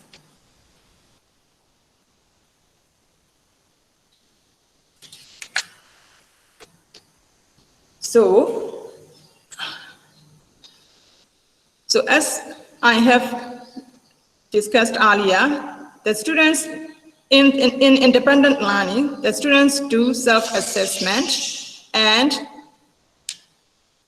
it helps them to see their own learning and it lets them to know where they are. And self-assessment leads students to know how they can relate their learning to their goal. And after assessing themselves, they can map their own objectives. And reflections also takes students a deeper dive in the learning. So for teachers, they need to do continuous assessment. So in order to monitor the students' progress, how they are engaged in their learning, and they can adjust course content. And they can, in this way, they can know how far their students are going towards these goals. In sum, online teaching and learning brings more advantages to students than face-to-face learning. And with the appropriate use of self-assessment and formative assessment, students can achieve their learning goals. And this brings me to the end of my presentation. Thank you.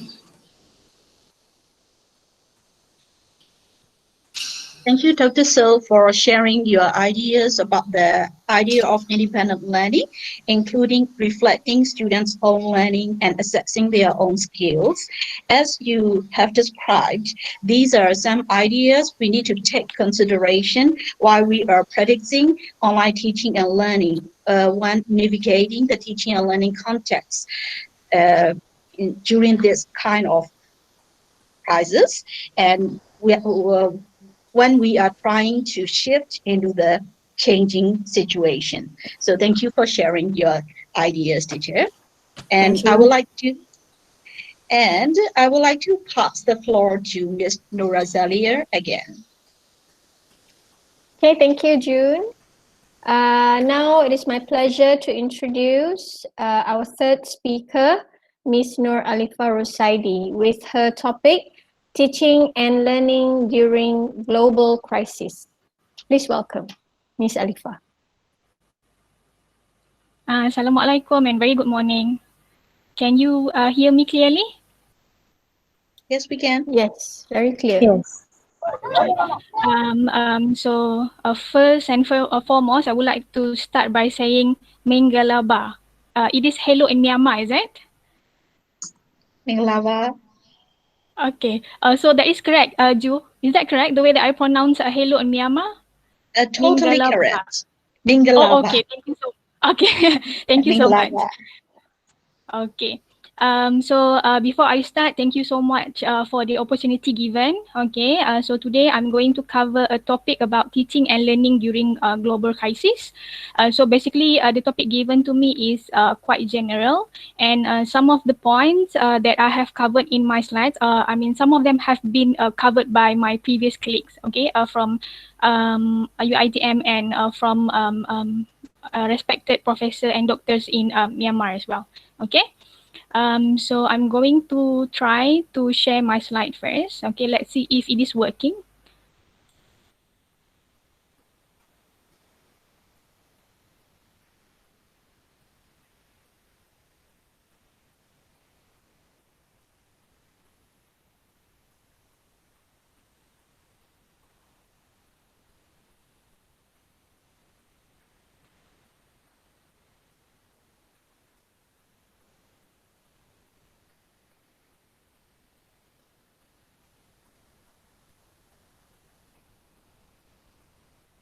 Can you see my slide now? No. No. No.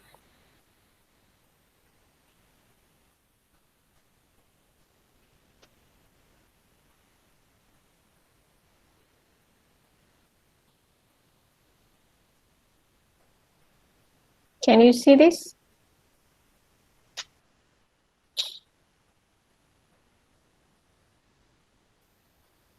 Can everyone see this? Oh, yes, yes. Interesting. Alifa, would you like to proceed? Oh, okay. So, Miss Azalia, I mean, you are sharing my slide, is it? Yes. Okay. Or you want to try yours again? It's okay, it's okay. Okay. Okay. So my name is Nur Alifa binti Rosaidi and I am from the Academy of Language Studies. I've been teaching in UiTM Perlis branch for almost 8 years. I'm still new, very still green in the educational system as compared to the rest of the speakers and moderators. Okay, so today I'm going to cover the topic about teaching and learning during this pandemic. Okay, next slide. So as an introduction, before pandemic, of course, all of us basically use internet before. Okay, however, it was used mostly only to complement the teaching and learning in the classroom. Okay, however, nowadays during the COVID-19 or during the pandemic, we can say that it can be considered as the best medium for us to run our instructions, or in another word, for teaching and learning purposes. Okay. We are not very, it is not new for us. I mean, the term blended learning and flipped classroom are basically not new to us. Okay, some of us have been using this medium or method, okay, in our teaching. However, when it comes to pandemic, I think that we are using it more and more. Okay, and I think that it is not too extreme to say that in future, or I mean in future and years to come, online distance learning might be a mainstream, okay, for teaching and learning method as our option. Okay. If we ask I mean the students whether they are ready or not, okay, UiTM basically run a survey, and then based on the survey,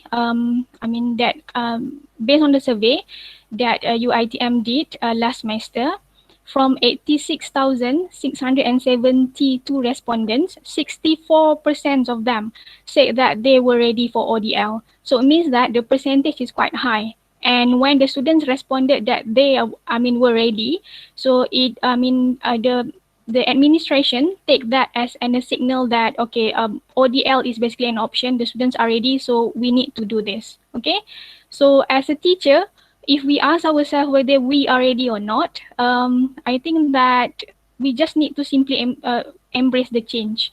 Okay, we cannot do anything much about that. Okay, we cannot say that okay, we do not want to opt for ODL. It is not an option for us. Okay, so with that being said, what do we need to do is that we just need to be open-minded. Okay, accept the changes. And okay, we also need to venture the available options because as we are aware, we are teaching the students, I mean the young ones, the ones the one that are being referred as millennials, okay? They like technology so much. So what we need to do is that we need to venture the available options, and then we ourselves need to be a digital literate as well. Okay, so what are some of the options that we are available out there for online distance learning? So let us take a look at some of them. And these are basically not something which is new. Okay, if we look at the platforms, so basically we have so many options. We have varieties of platform available out there. Some of them are free. Okay, some of them are just ready out there for us to explore. Okay, so we have some of them, we have more of a like traditional method. We have the post, the voice message, SMS, telephone, email, so on and so forth. Okay, and then we also have the media social, the web 2.0, such as WhatsApp, Google Form, Facebook, Telegram, Instagram, Padlet, so on and so forth.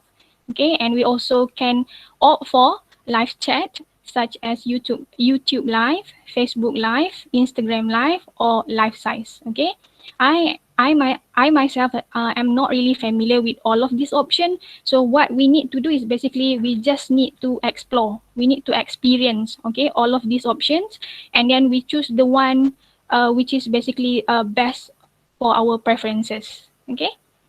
Next slide. We also have LMS, which stands for platform to which stand for Learning Management System. They are basically software application for administration, for documentation, tracking, reporting, and delivering of educational content.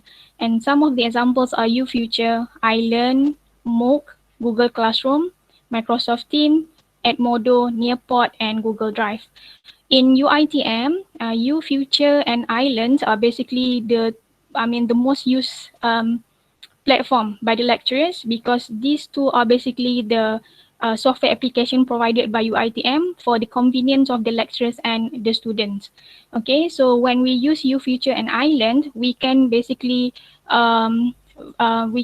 basically use so many options. Okay, we can basically share documents with the students. We can administer the tasks in UFuture and iLearn, and we can also have a chat discussion in iLearn as well with the students. Okay, and last but not least, we also have Google video conference such as Google Meet, Hangout, Zoom, and WebEx. Okay, so one of the example of one of the examples of the video conference is like what we are having now. Okay, we are using Google Meet as a medium for us to have conference across the borders. Okay. Next, just now we have learned that we have so many platforms. Okay, we have the more or less traditional method. We have the media social, we have live chat, we have learning management system, we also have video conference. And then with all of these platforms available, so what we can do is that we can choose so many teaching and learning strategy. Okay, we can have a live lecture with our class, with our students in the class. We can also have group chat. Okay, and if we would like to opt for blended learning or flipped classroom, for example, we can use announcements and notice board. Lecturers are always welcome to go, to UFuture or iLearn, for example, for UiTM's user. Okay, and they can make full use of the announcement and notice board in the platform given to them to get hold of the students. Okay, and then we can also go for group discussion. Okay, especially if we are talking about speaking practices. Okay, we can always opt for this option. And then the last one, we can also go for replay of missed lectures. Okay, when we are thinking about all of these options, what we need to bear in mind is about the students' multiple intelligence. Okay, there are different types of intelligence. Okay, because some students, they might be visual learners, some of them might be logical learners, some of them might be interpersonal or intrapersonal learners. So by taking care or by, bearing in mind some of the types of intelligence for our students, we might use the best option in order to deliver the message to them, in order to transmit our teaching and learning to all of them, because they have different needs, they have different preference. Okay, so we need to consider all of those types of intelligence with the options of the medium that we would like to use. Okay, and next I'm going to talk about the advantages and disadvantages of using technology for ODL. Basically, this is not something new. Some of us are aware of this, okay? And these are basically based from what I have experienced, based on what I have heard, and then based from what I have read, okay? The first one, the first advantage or the first boon is ODL is more flexible. Okay, it is convenient because it is mobile. So basically, the learners or the teachers can use any medium that they feel comfortable with. Okay, and then we can access so many platforms like what I have mentioned just now, and then make full use of the platform in order to reach the students. Okay, and it can also increase student engagement. Okay, because we are promoting active learning opportunity for them. Okay, the learners, they are becoming more and more independent. like what Professor Tada has shared earlier, okay, the learning is more self-directed. When it is self-directed, okay, the learners, they will learn better as compared to the passive learner. So basically, they take charge of their own learning. And then the next one will be it support individual learning time. Like all of us are aware, different students, they have different phase. Okay, so by having individual learning time, by having ODL, sorry, the learners can basically learn based on their own phase. For example, some of the lecturers might, feel comfortable to upload videos, of their videos of their teaching or videos of their lesson in YouTube, for example. And then what the students need to do is that they just need to access the video and then replay the video if, let's say, that they miss some point or they miss some lectures. Okay, so they can learn based on their own phase. What the students need to do is just that they need to invest some of the time in order to explore in order to explore the material. Okay. And then what is good about ODL is that it creates more peer-based learning. Okay, because they know that sometimes they cannot reach their lecture or their lecturer, or they cannot reach their teachers all of the time. So what they do is that in the group discussion, they do ask questions to one another. Okay, so they can help each other out. Okay, and then we can also enhance active discussion, and we can give them immediate feedback. Sometimes even when the lecturers cannot help the students with the answer, probably because we have too many responses and we miss some of the question. For example, in my chat room, okay, some of the other students, okay, will basically reply or reply to their friends. I think that it is very good, okay, because sometimes we cannot keep track on each of the responses or each of the question. So by having a chat room, for example, or a medium to have a discussion with them, their friends can basically help the other friends, okay? And I personally think that ODL create a creative approach to classroom instruction. Okay, we have so many platforms, and each of the platform, they have their own uniqueness. Okay, they offer different functions. Okay, so what we need to do is that explore them and then use them in our teaching and learning. By having a lot of teaching approach, or by using a lot of platforms in our classroom, basically help the students to be more engaged with the instruction as well. I like to use Google Meet, okay, in my teaching and learning, and at times I will basically use a Zoom as well in order to conduct the students presentation, okay, because some of the features in Zoom is basically slightly different from the ones that we have in Google Meet. Okay. And last but not least, online distance learning can also improve our digital knowledge or literacy as well.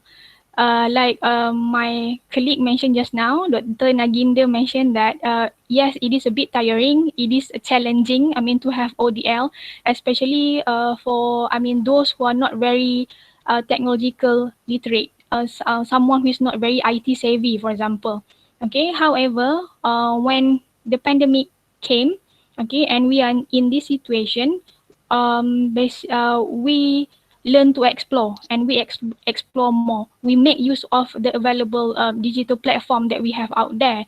So from we learn something that we do not know before, and then we keep on learning. So we are becoming more and more digital literate. Okay, and I think that this is very good because we are exploring more. Okay. And I would like to highlight some of the bans, okay, or some of the disadvantages of online distance learning. This is basically very common, okay. We have poor internet connection. It is not just the students. We ourselves, the lecturers, have a problem with internet connection as well. Sometimes it is stable, sometimes it is not stable.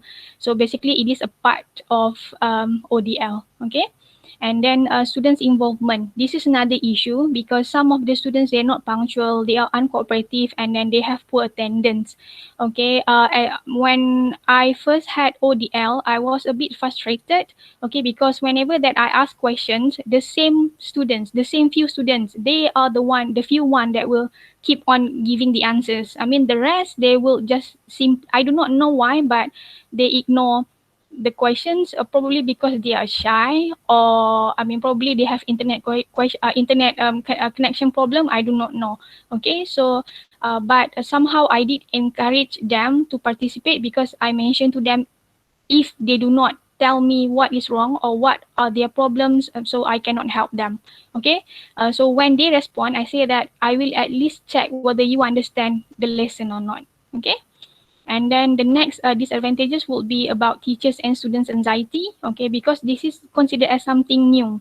Okay, we become anxious because when ODL was first introduced, okay, we feel we are not equipped, okay, with the knowledge. Okay, so we feel anxious. Both teachers and students feel anxious. Okay, because we are talking about something which is uncertain. Okay, at that time.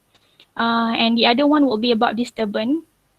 Of course, it is very convenient, especially for the students when they have ODL. They are, I mean, staying at their own homes.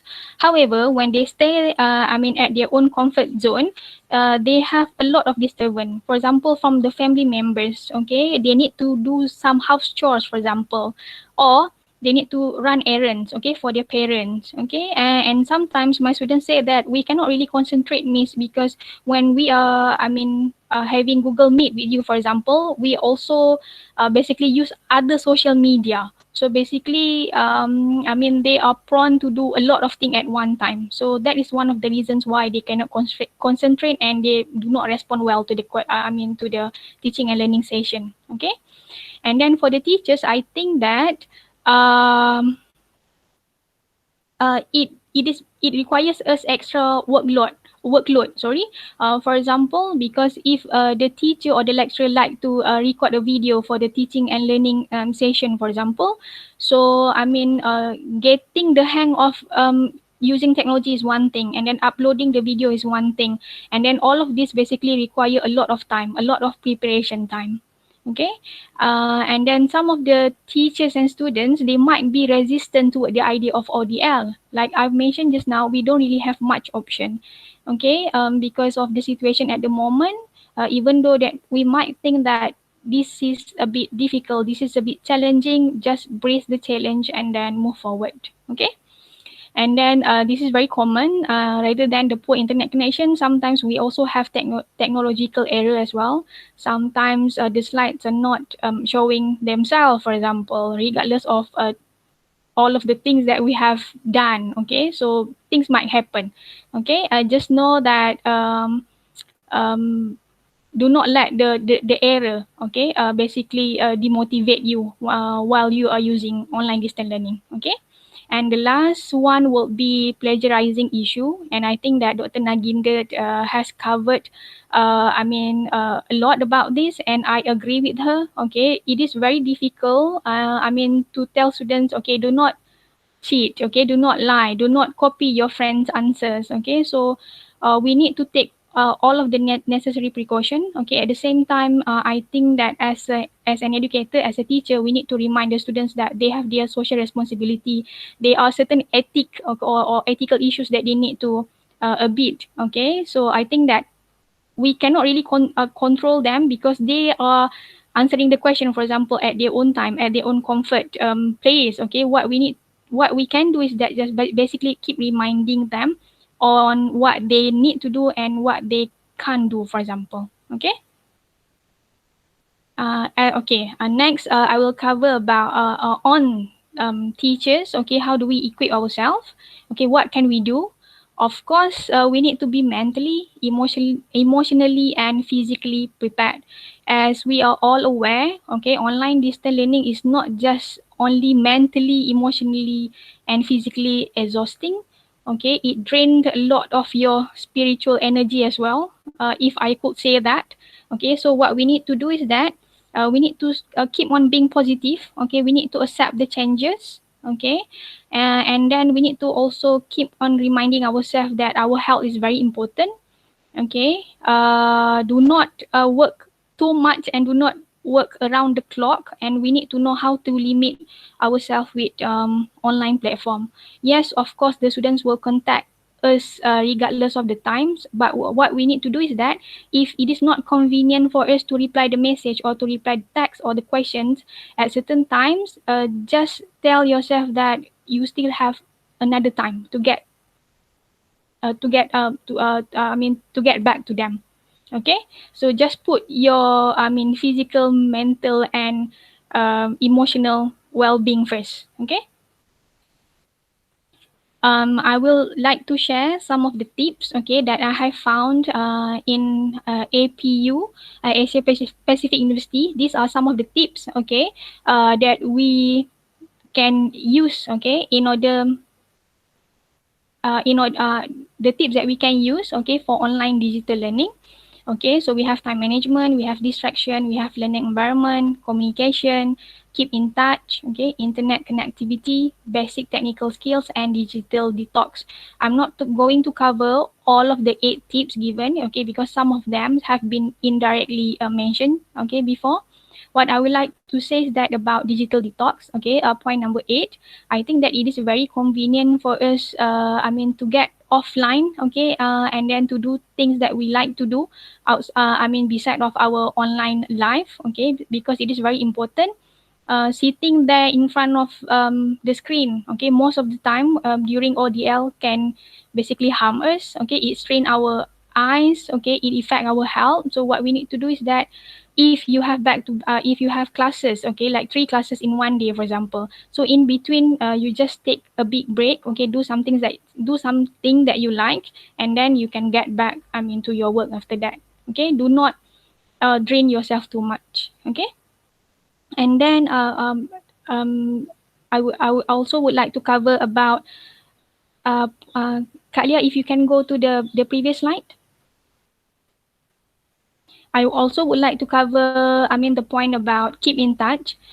Point number 5, I think that it is very important during online distance learning for you to reach out to your friends out there, to your colleagues out there, or to reach out, to all of the medium or the resources that we have out there. Because when we talk about ODL, okay, we need to know that we are not preparing the material from A until Z, for example. We are not doing all of the thing on our own. So what we need to do is that be creative, okay? Do collaborate with your colleague, for example. You might not know all of the platforms, okay? So what you need to do is that reach out, keep in touch, and then learn from one another, okay? Because I think that this is the time for us to share the knowledge that we have, okay? One person might be familiar with one technological platform, for example. The other might know about the other one. So what we need to do is that probably we can have a session, okay, and then share the knowledge so that we can help each other during the teaching and learning processes during ODL, okay. And for last few slides, okay, I would like to highlight some of the initiatives taken by UiTM for online distance learning. I believe that the other universities also have taken several measures in order to cope or in order to cater the pandemic, okay, or for online distance learning. So in UiTM, basically the university has set up a COVID-19 UiTM website. So as you can see in the picture, these are only the screenshot, okay, of what the website look like. So basically UiTM will share some of the useful information, okay, regarding COVID-19. Okay, for example, we have how to be successful online distance learner for the students. So what we need to do is that just log in and then scroll for the information, and then we can also know about the schedule, the amended schedule for ODL, so on and so forth. Okay, and then another system that the university has introduced is basically student signal coverage search. Okay, this is meant for the lecturers, so the lecturers will know the coverage for the students, for example. So when we know the coverage for the students, we can design the appropriate teaching material for them. If they do have low signal, for example, low internet signal, so rather than using Google Meet or Google Zoom, probably we can opt for WhatsApp application, for example. Okay. And then the university has also formed a committee amongst the students council members, or we call as MPP here in UiTM. So all of the MPP, basically they are becoming the mediator between the students and the university. So they will relay whatever information about the students to the university, so that UiTM can take actions in order to improve the condition or to improve the situation. Okay. And the UiTM also offer free data package for students. And then for these purposes, what the students need to do is that they just need to go for the advertisement. They log into the link, and they just need to follow simple step, and then they need to get themselves registered, and after that they can get free data package. Okay. For free data package, UiTM is working with YTL Foundation, yes, as well as Frog Asia. Okay, so the students have this privilege of register themselves for free data package. Okay, and UiTM also launch survey on academic staff productivity, and as a staff or as a lecturer, we also need to fill in the weekly report, so that the system or the university will know about the percentage of students involvement. This is basically weekly based, even though that it requires a bit effort. However, I think that this is very beneficial, because the university can keep track on the feedback, and then they can basically monitor what is going on with online distance learning among the teachers, among the lecturers and students in UiTM. Okay, and last but not least, we also have TESA. TESA. It stands for teaching and assessment. Teaching self-assessment. Okay. Next slide, Kak Lia. So basically, TESA is developed in the context of teaching for ODL. So TESA is basically meant for the lecturers to self-assess their teaching practices after the end of the semester. So some of the construct in TESA are basically on delivery and content. And then we have universal design for instruction, or known as UDI, engagement, task assignment, motivation and empathy, support and feedback, and reflective practice. So after we fill in this tools for the lecturers to reflect on themselves in terms of their teaching and effectiveness and professionalism. So the lecturers can basically know their level when they are using ODL. Okay, next slide. So before that, a slide before that.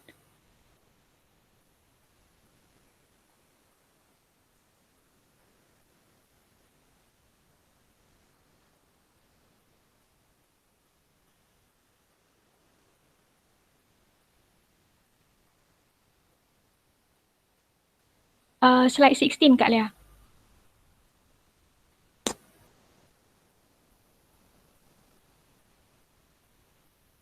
Okay, so as you can see in the picture, this is basically the score after you have filled in all of the construct that I have mentioned, and then you will know your result, okay, whether you are a competent ODL users or not. Okay, so once you know your result, what you can do is that you can just basically reflect on what you have done and then keep on improving yourself, for example. So that is why I think that TESA is very beneficial, so that we can know our level, okay, when we are using online distance learning. Okay, so getting this feedback will basically be useful, for you to reflect for your teaching and learning. Okay, and the last one, the last slide.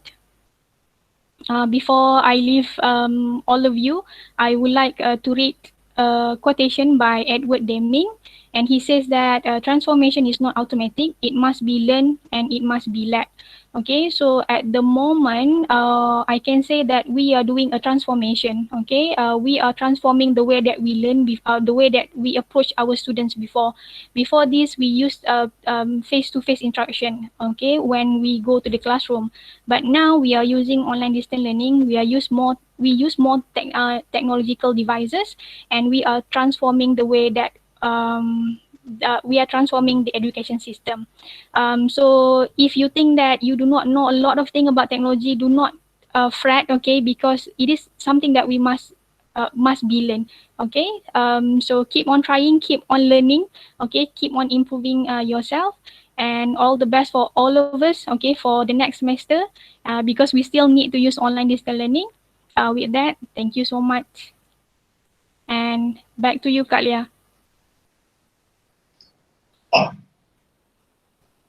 Thank you, Miss Alifa. Very interesting insight. of ODL and what we can do, the platforms that we can use, especially for the following semester.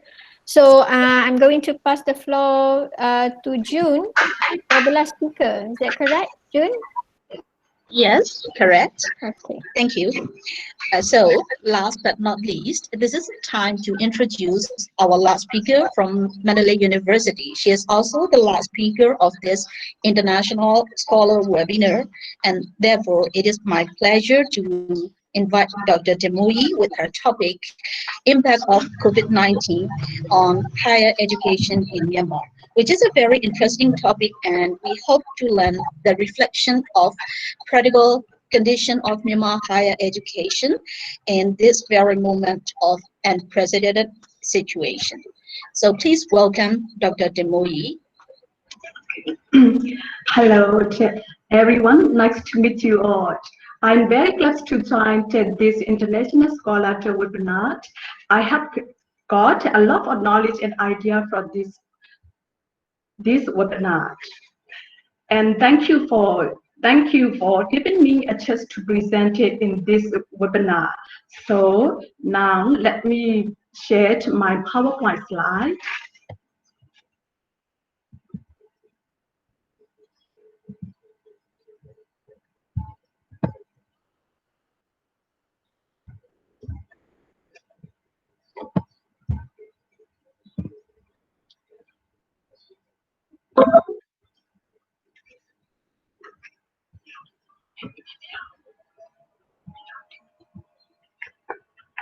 Do you see my PowerPoint? Yes. Yes. Okay. Yes.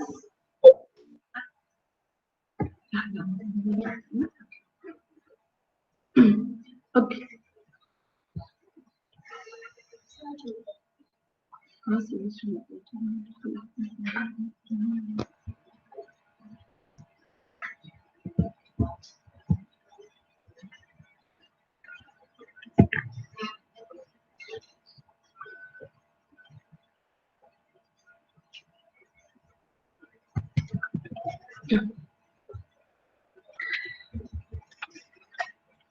Okay, hello again.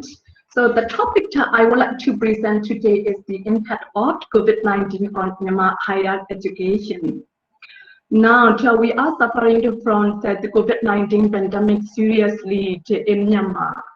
So I would like to discuss about how the impact affects the students in Myanmar higher education and also the faculty members in Myanmar higher education. First of all, I would like to say about the outbreak of COVID-19 in Myanmar. And the COVID-19, the outbreak of the novel COVID-19 pandemic speaking in Myanmar on 23rd of March 2020. And then so as soon as COVID-19, the patients with COVID-19 was confirmed, that all of the schools and the university in Myanmar had been closed. At that time, so the students have taken their semester examinations. Actually, they have to take for all of the 6 subjects papers in the exam. However, at that time, only 4 subjects have been finished. Therefore, the students are experiencing disruptions in their exams due to the closure of higher education institutions in our country. Efforts to prevent ranges from extending to postponing academic terms to binding examinations.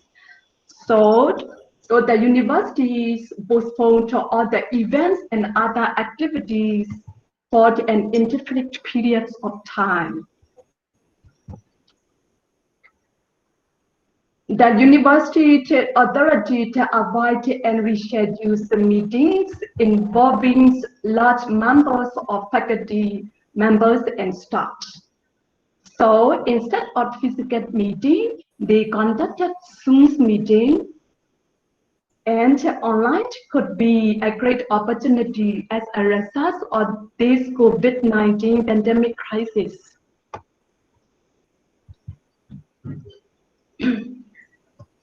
While Myanmar is facing the outbreak of COVID-19, universities are crucially affected at their goal, which is the students. For them, the period is undoubtedly very stressful. Classes are moved online. The examinations and how they are conducted remain uncertain. In light of rising concerns about the current COVID-19 pandemic, or the university had postponed and canceled all the campus events, such as workshops, conferences, sports, and other activities. The university had moved rapidly to transition various courses and programs from face-to-face to online delivery mode.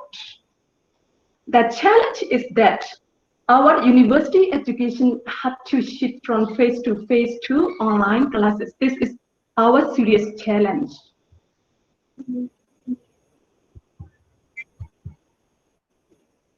And that many teachers and students have been excited by the move to the online delivery mode. Faculty members have already begun preparing lesson plans to deliver to online teaching to their students. Many faculty members and staff get training to use online learning platforms. There were the video conferencing concerning online learning and teaching by University of Computer and Stories and University of Technology, led by the Rector Committee. However, many universities in Myanmar do not have enough infrastructure or resources to facilitate online teaching with immediate effect. So there are some of digital platforms to use correctly such kind of digital platforms. All of the teachers need to have the digital literacy and the digital competence. But it is very challenging to our education. So there is the question to create a virtual classroom in our country. How has this affected to students? This is the question.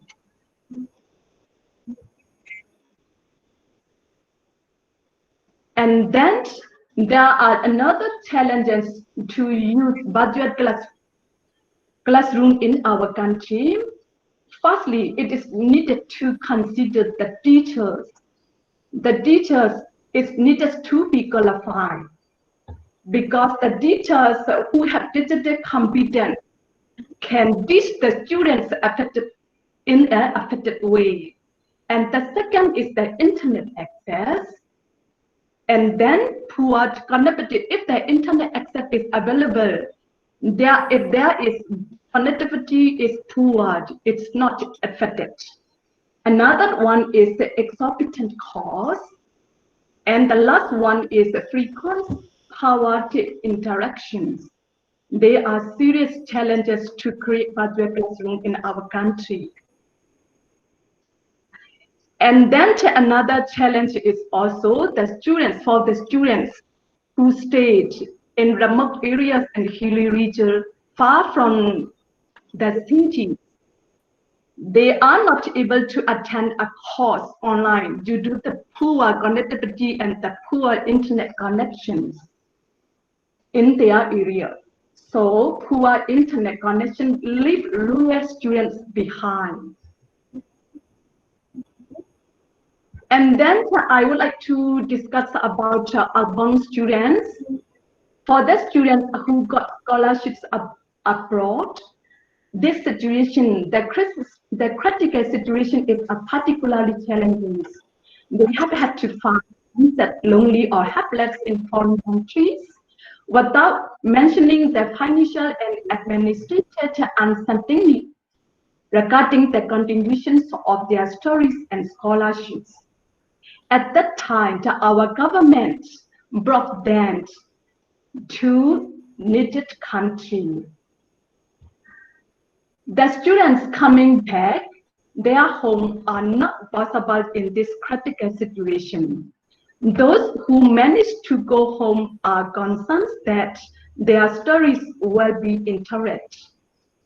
At home, many students may not have the correct setup, such as books, computers, and high-speed internet connection in our country.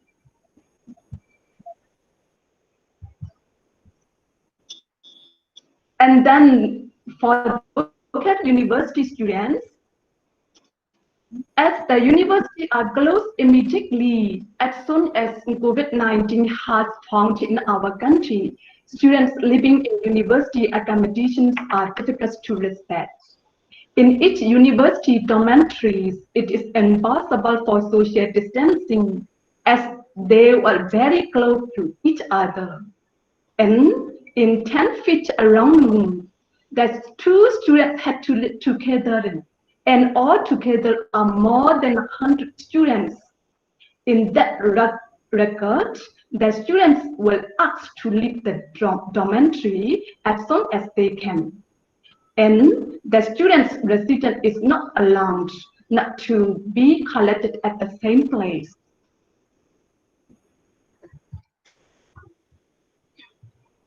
The university had already suspended the semester and final examination.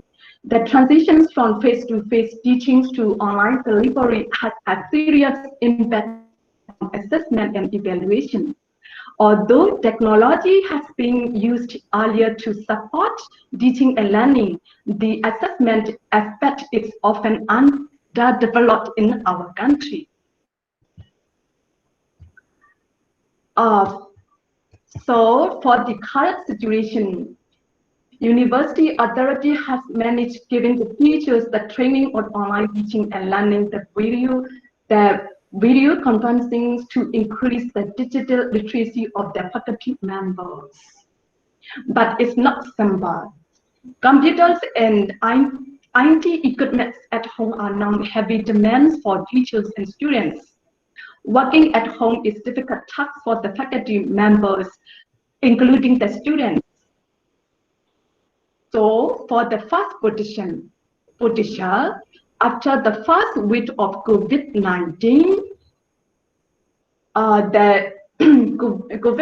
the administrators and the authorities of education have decided to open the universities with new normal classroom. Something like that. And then the university tries to embrace these changes as quickly as they could. For doctoral candidates and thesis defense have moved online. This is up to the first wave of the COVID-19. And then let me share the talk show broadcasted by TVB channels. In these talk shows, there are 3 participants. One participant is a rector for Yangon University of Foreign Languages. Another participant is a lecturer for Mongyo Economics University. And the third participant is the students from Molamyai University of Technology. In their discussions, the title is, "Is Online Learning Ready in Myanmar Higher Education?" In their discussion, let me share their perception. Most of the teachers believe that there is no effective way to use online learning, as there is poor internet connectivity. The teachers may be compelled to use online teaching. However, the students from remote areas and hilly regions will not be convenient, except the cities. It is not sure how the respected universities apply the online learning. Online learning is not affected in Myanmar context, except the university from Yangon and Mandalay because of poor internet connection. And then there is a great gap between teachers and students. One teacher has to control 60 students, at least 60 students. And the teachers have to control the big rooms. So social distancing is not possible in Myanmar context. In the classroom, even face-to-face teaching, sometimes the student did not obey the lecture. So online learning is not possible for the students. Firstly, the students may be interested in the new blended learning, but later on, they will be boring. This is the teachers' perceptions about how to go to online learning. And then the students from Mandalay University of Technology respond that the students, including her, like face-to-face teaching methods rather than the online teaching. In face-to-face teaching, response can be good and it is very effective for the students. Therefore, according to her perceptions, university students prefer to attending class to online teaching.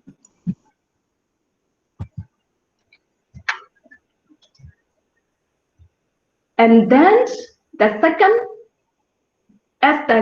position, when COVID-19 pandemic visit Myanmar again as the second wave in the first week of September. In the current time, the pandemic is spread much more quickly than before. So the first positions to open the new normal classroom is also cancelled. And even online learning and conferencing is also cancelled because the people are collected in one room to listen to the conferencing video. This may be the outbreak of the disease. Faculty members are already in the process of transitioning it online teaching platform. The Administrator of Education have declared not to do even online performance during the pandemic crisis. So it is not sure online teaching is implemented or not.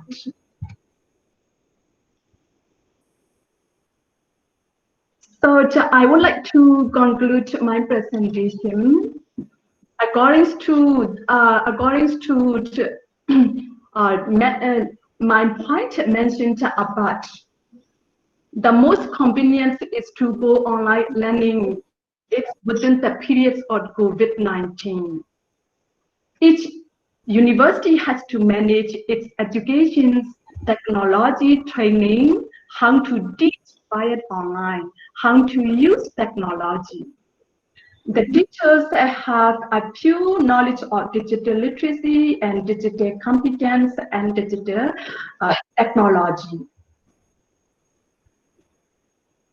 In the emerging and ever-changing COVID-19 context, universities should implement a number of measures to slow the spread of the virus.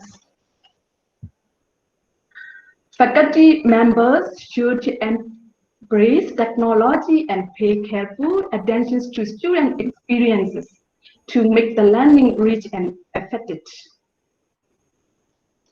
To sum up, university authorities and administrators should encourage students and faculty members to stay connected through the online or any social media platform,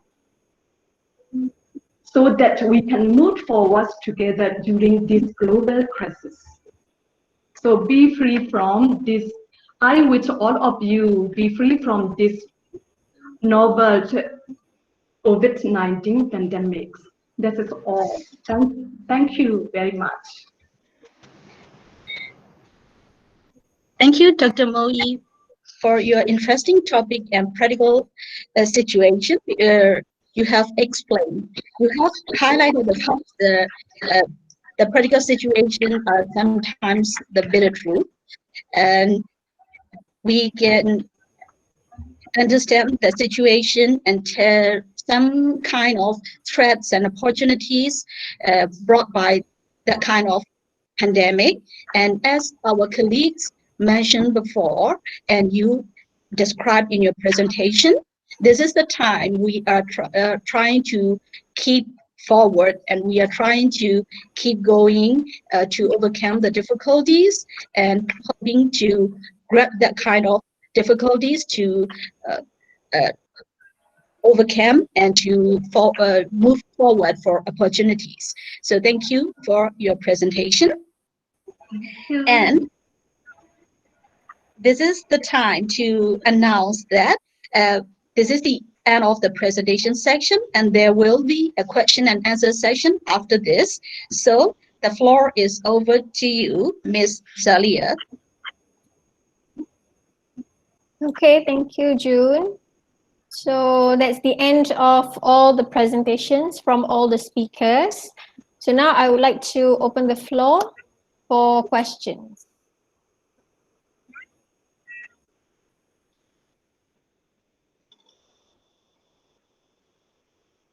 Good afternoon to all the speakers. Hello? Yes, Majida. Good afternoon to all the speakers. My name is Majida from UiTM Perlis. I just would like to ask, during these online classes, how do we cater the passive learners?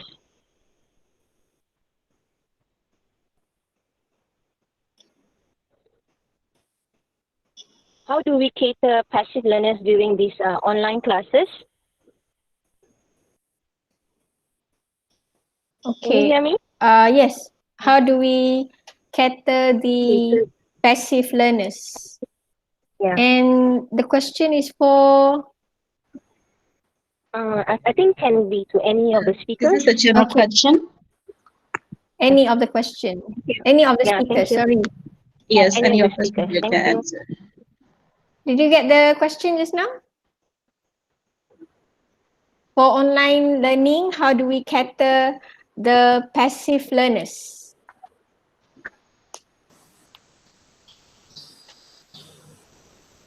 Any speakers would like to answer?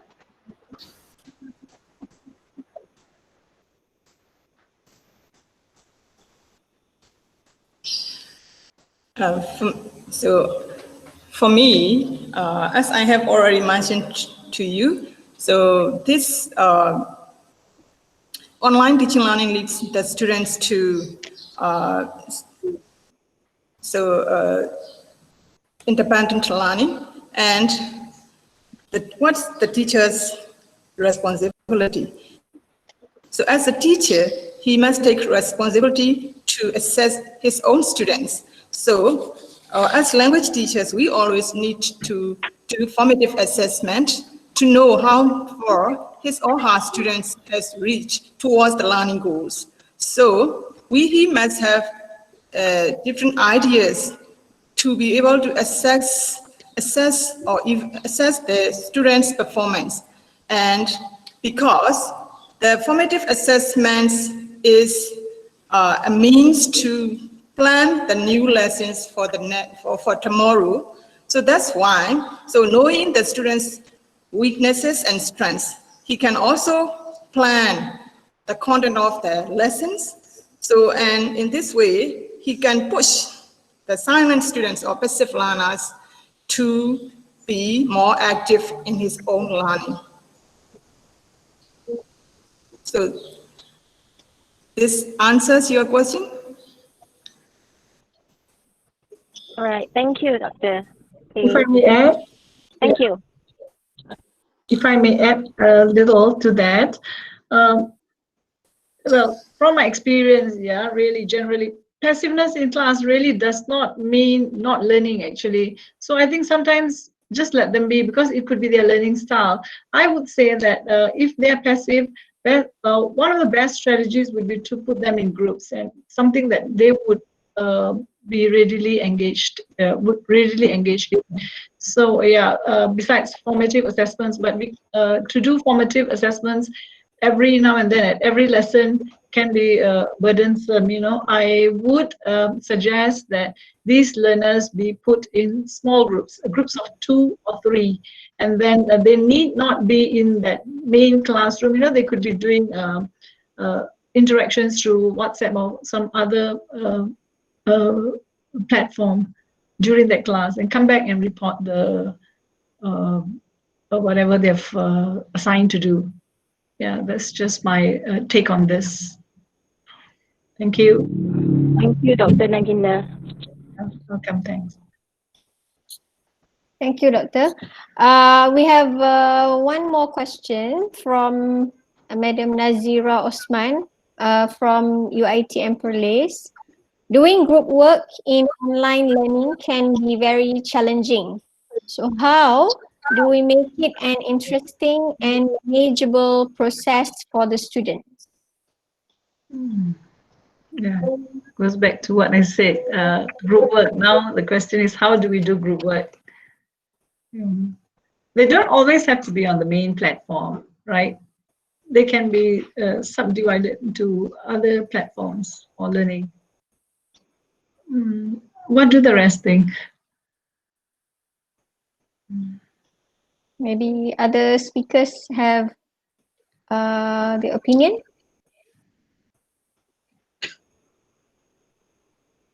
But I think they always learn very well, when they are conferring with each other. It's always the problem arises when you question them, then they become passive. My personal experience informs me that they're usually quite fine in groups when learning, because Malay learners are generally relational learners, they love learning in groups. The communal sense is very strong. So I think group learning works really well with our learners. Yeah.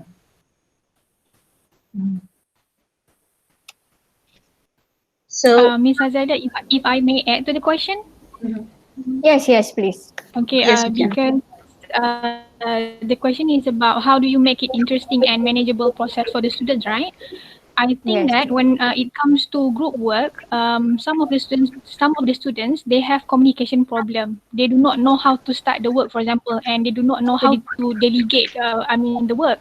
So as a teacher, what we need to do is that we need to keep on monitoring their progress, keep on asking them, what have you done? Okay, is your group members, or are your group members giving you full attention, for example?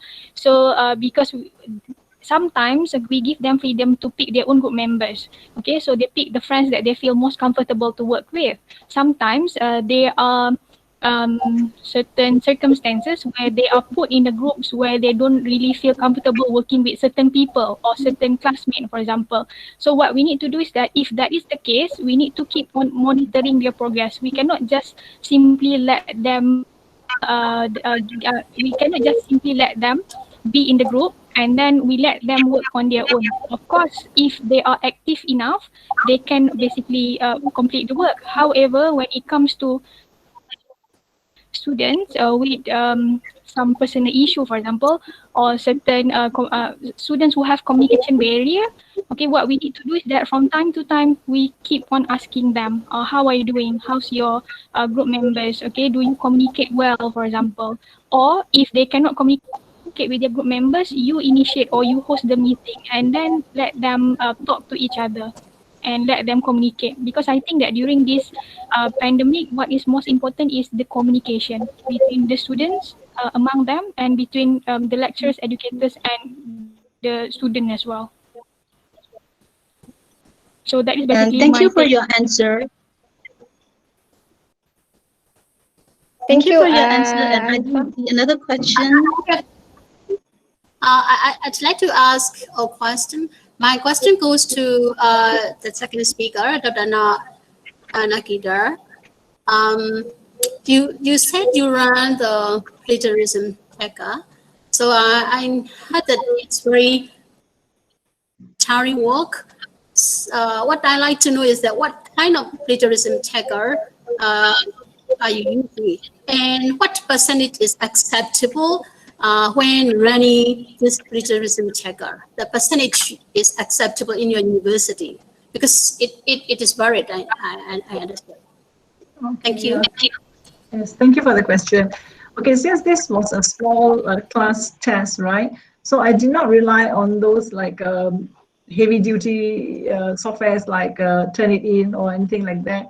I randomly used those plagiarism checkers available online. There are many of them available. The one that I have put in my slide, just showed in my slide just now, that was the one I used.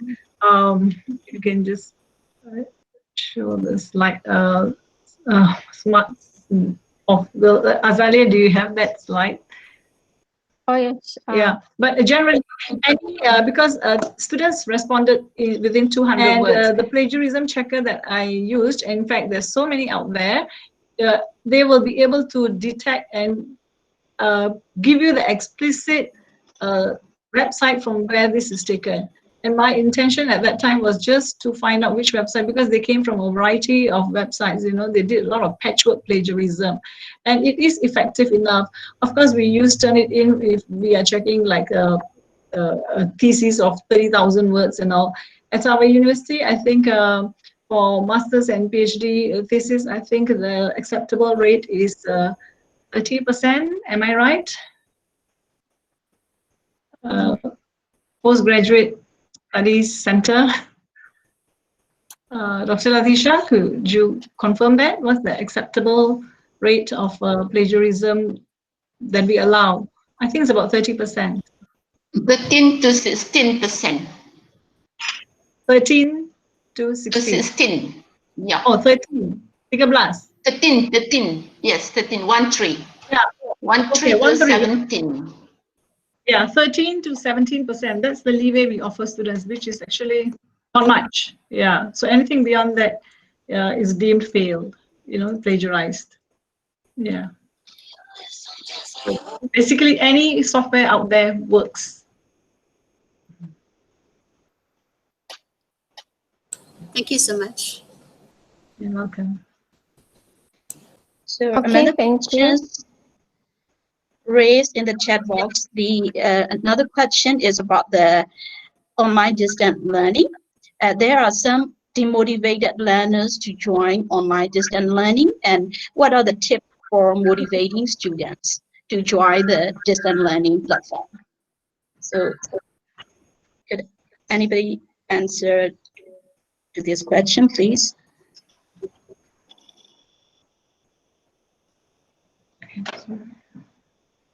Tips for motivating learners to join the online distance learning.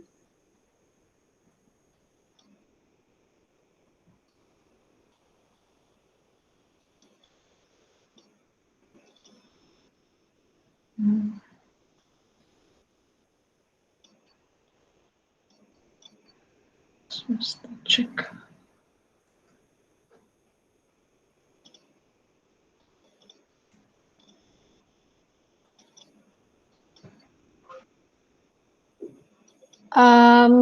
This is just to, can I just share a bit of information regarding this? Tips for demotivating students.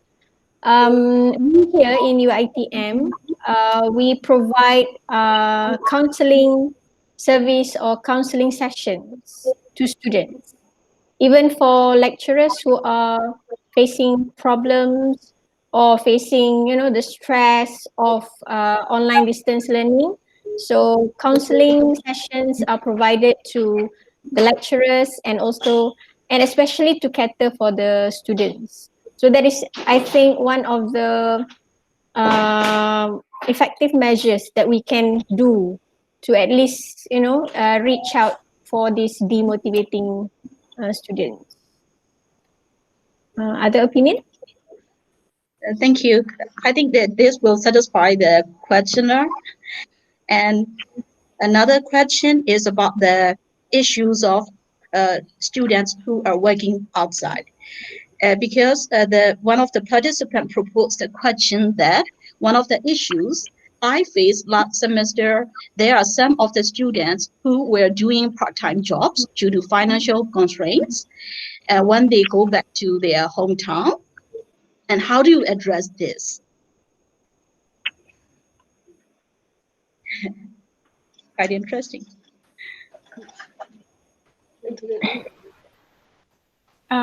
If it is all right for me to answer the question? Yes, please. Okay. So I also had few cases where my students basically they did part-time job while they are having their semester while the semester was going on. So I was quite lucky enough because these few students, they do tell me that they are working in order to generate more income. Okay, because some of them are not very fortunate enough. Okay, some of the parents lost their job during the pandemic session. Okay, so I believe that as an educator, we need to be open-minded, because things happen. Okay, those are the things that they cannot avoid. Okay, so basically they need to do that in order for their survival. So on our part, what we can do is that we learn to tolerate more with them.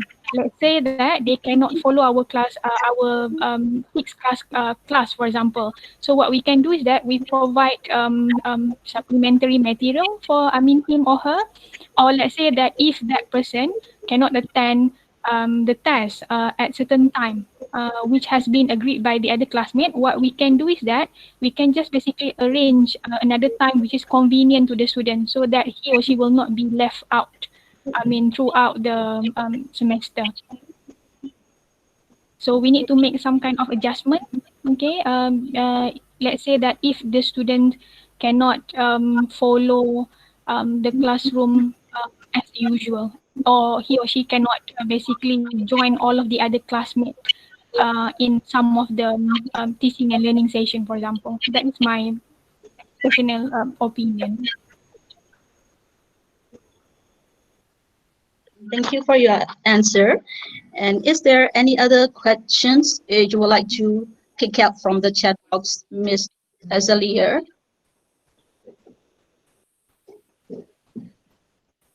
The moderator got locked out actually. If not, I would like to raise a question about the self-assessment in independent learning. To my experience, there are some challenges practicing or encouraging students to learn on their own. And among them, self-assessment is one of the challenges to me because students are lack of that kind of experience. And could you please give me some suggestions or ideas how to cope with the kind of self-assessment problem for students?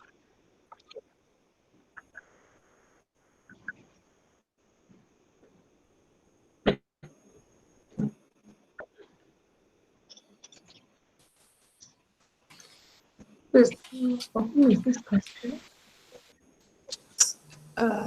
So in my presentation, I have already mentioned the process of independent learning. First of all, students should reflect what they have learned, and after that, they should assess their skills, so what areas they have developed.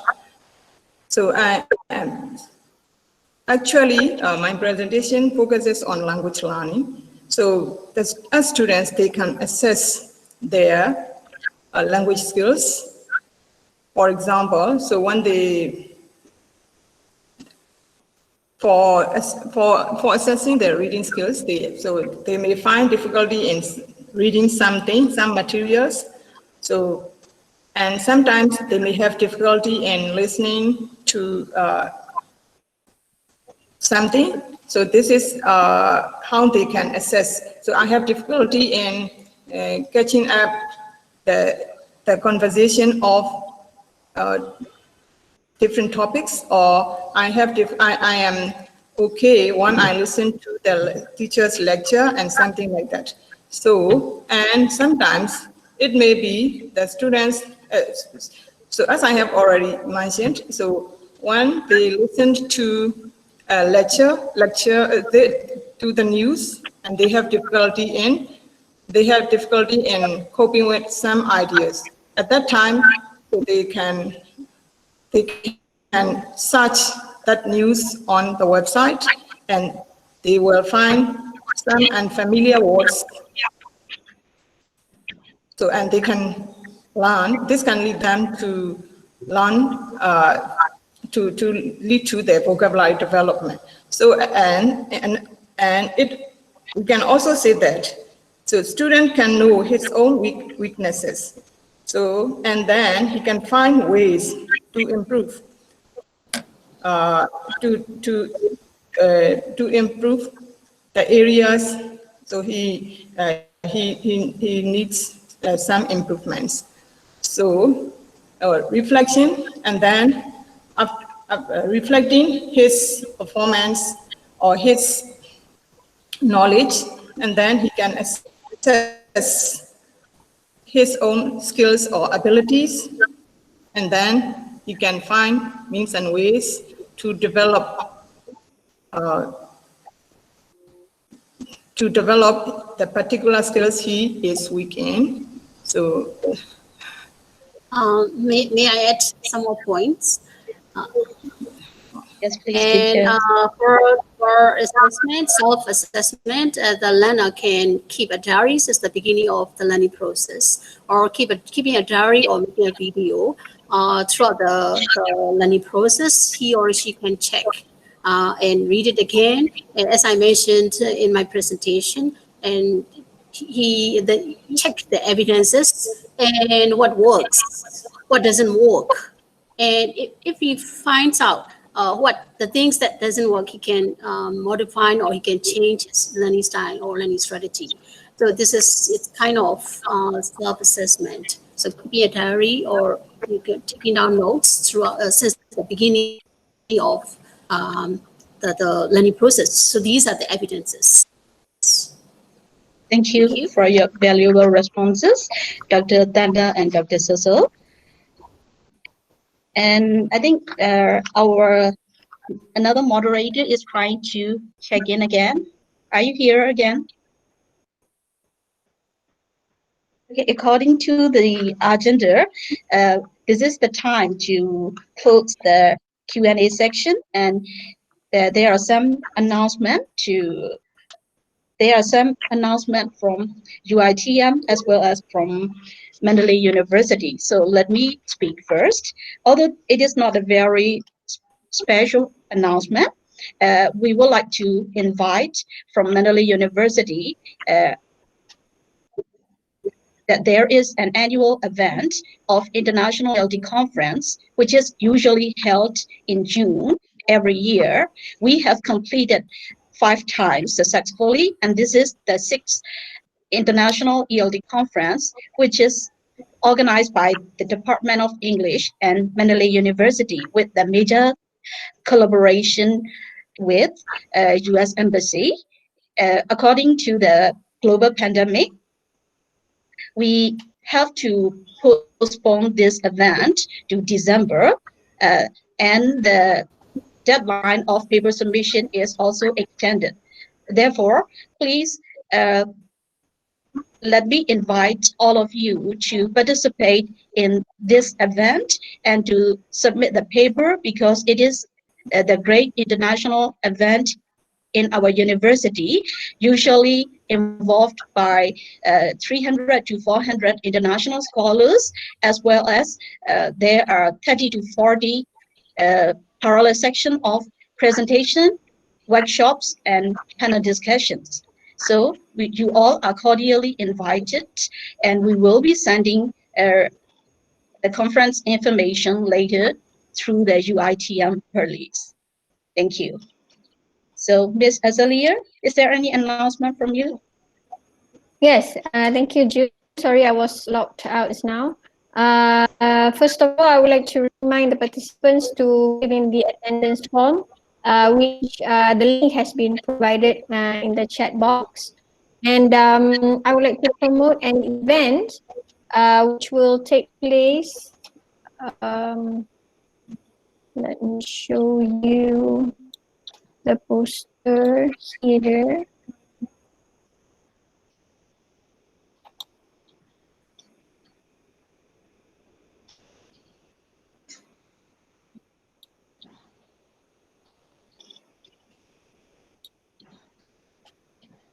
Okay, can you see the poster here? Can everyone see the poster here? Yes, now we can see. Yes, so the Academy of Language Studies and Perlis branch will be organizing our first festival with the theme Metamorphosis from Poets Lenses, which will be held on the 21st of October 2020 online on Wednesday. Okay, so if you are interested, I will leave Dr. Latisha's email address in the chat box so that you can get to her. And what you are supposed to do is to just submit 2 original poems of your own, so that we all have the festival on that particular date. All right, so that is the announcement from UiTM Perlis. So, anything else, June, before I end the webinar? It's on 21st of October, Teliana. Should I show you the poster again? Miss the poster, I suppose.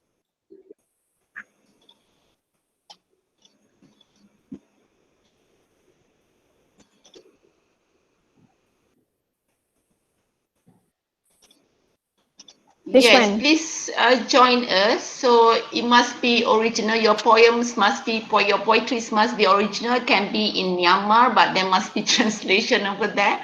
Can be Bahasa Malaysia, can be in Japanese, Thai, or any languages. And we have fun to recite the poem, to perform the poem.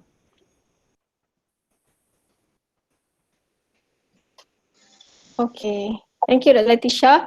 So, June, anything else before I end the webinar? No more to inform. I have already done it. Thank you. Right, June. So that is the end of our first and hopefully not the last one, collaboration with International Scholar webinar. The theme was on navigating language learning and teaching contexts during global crisis.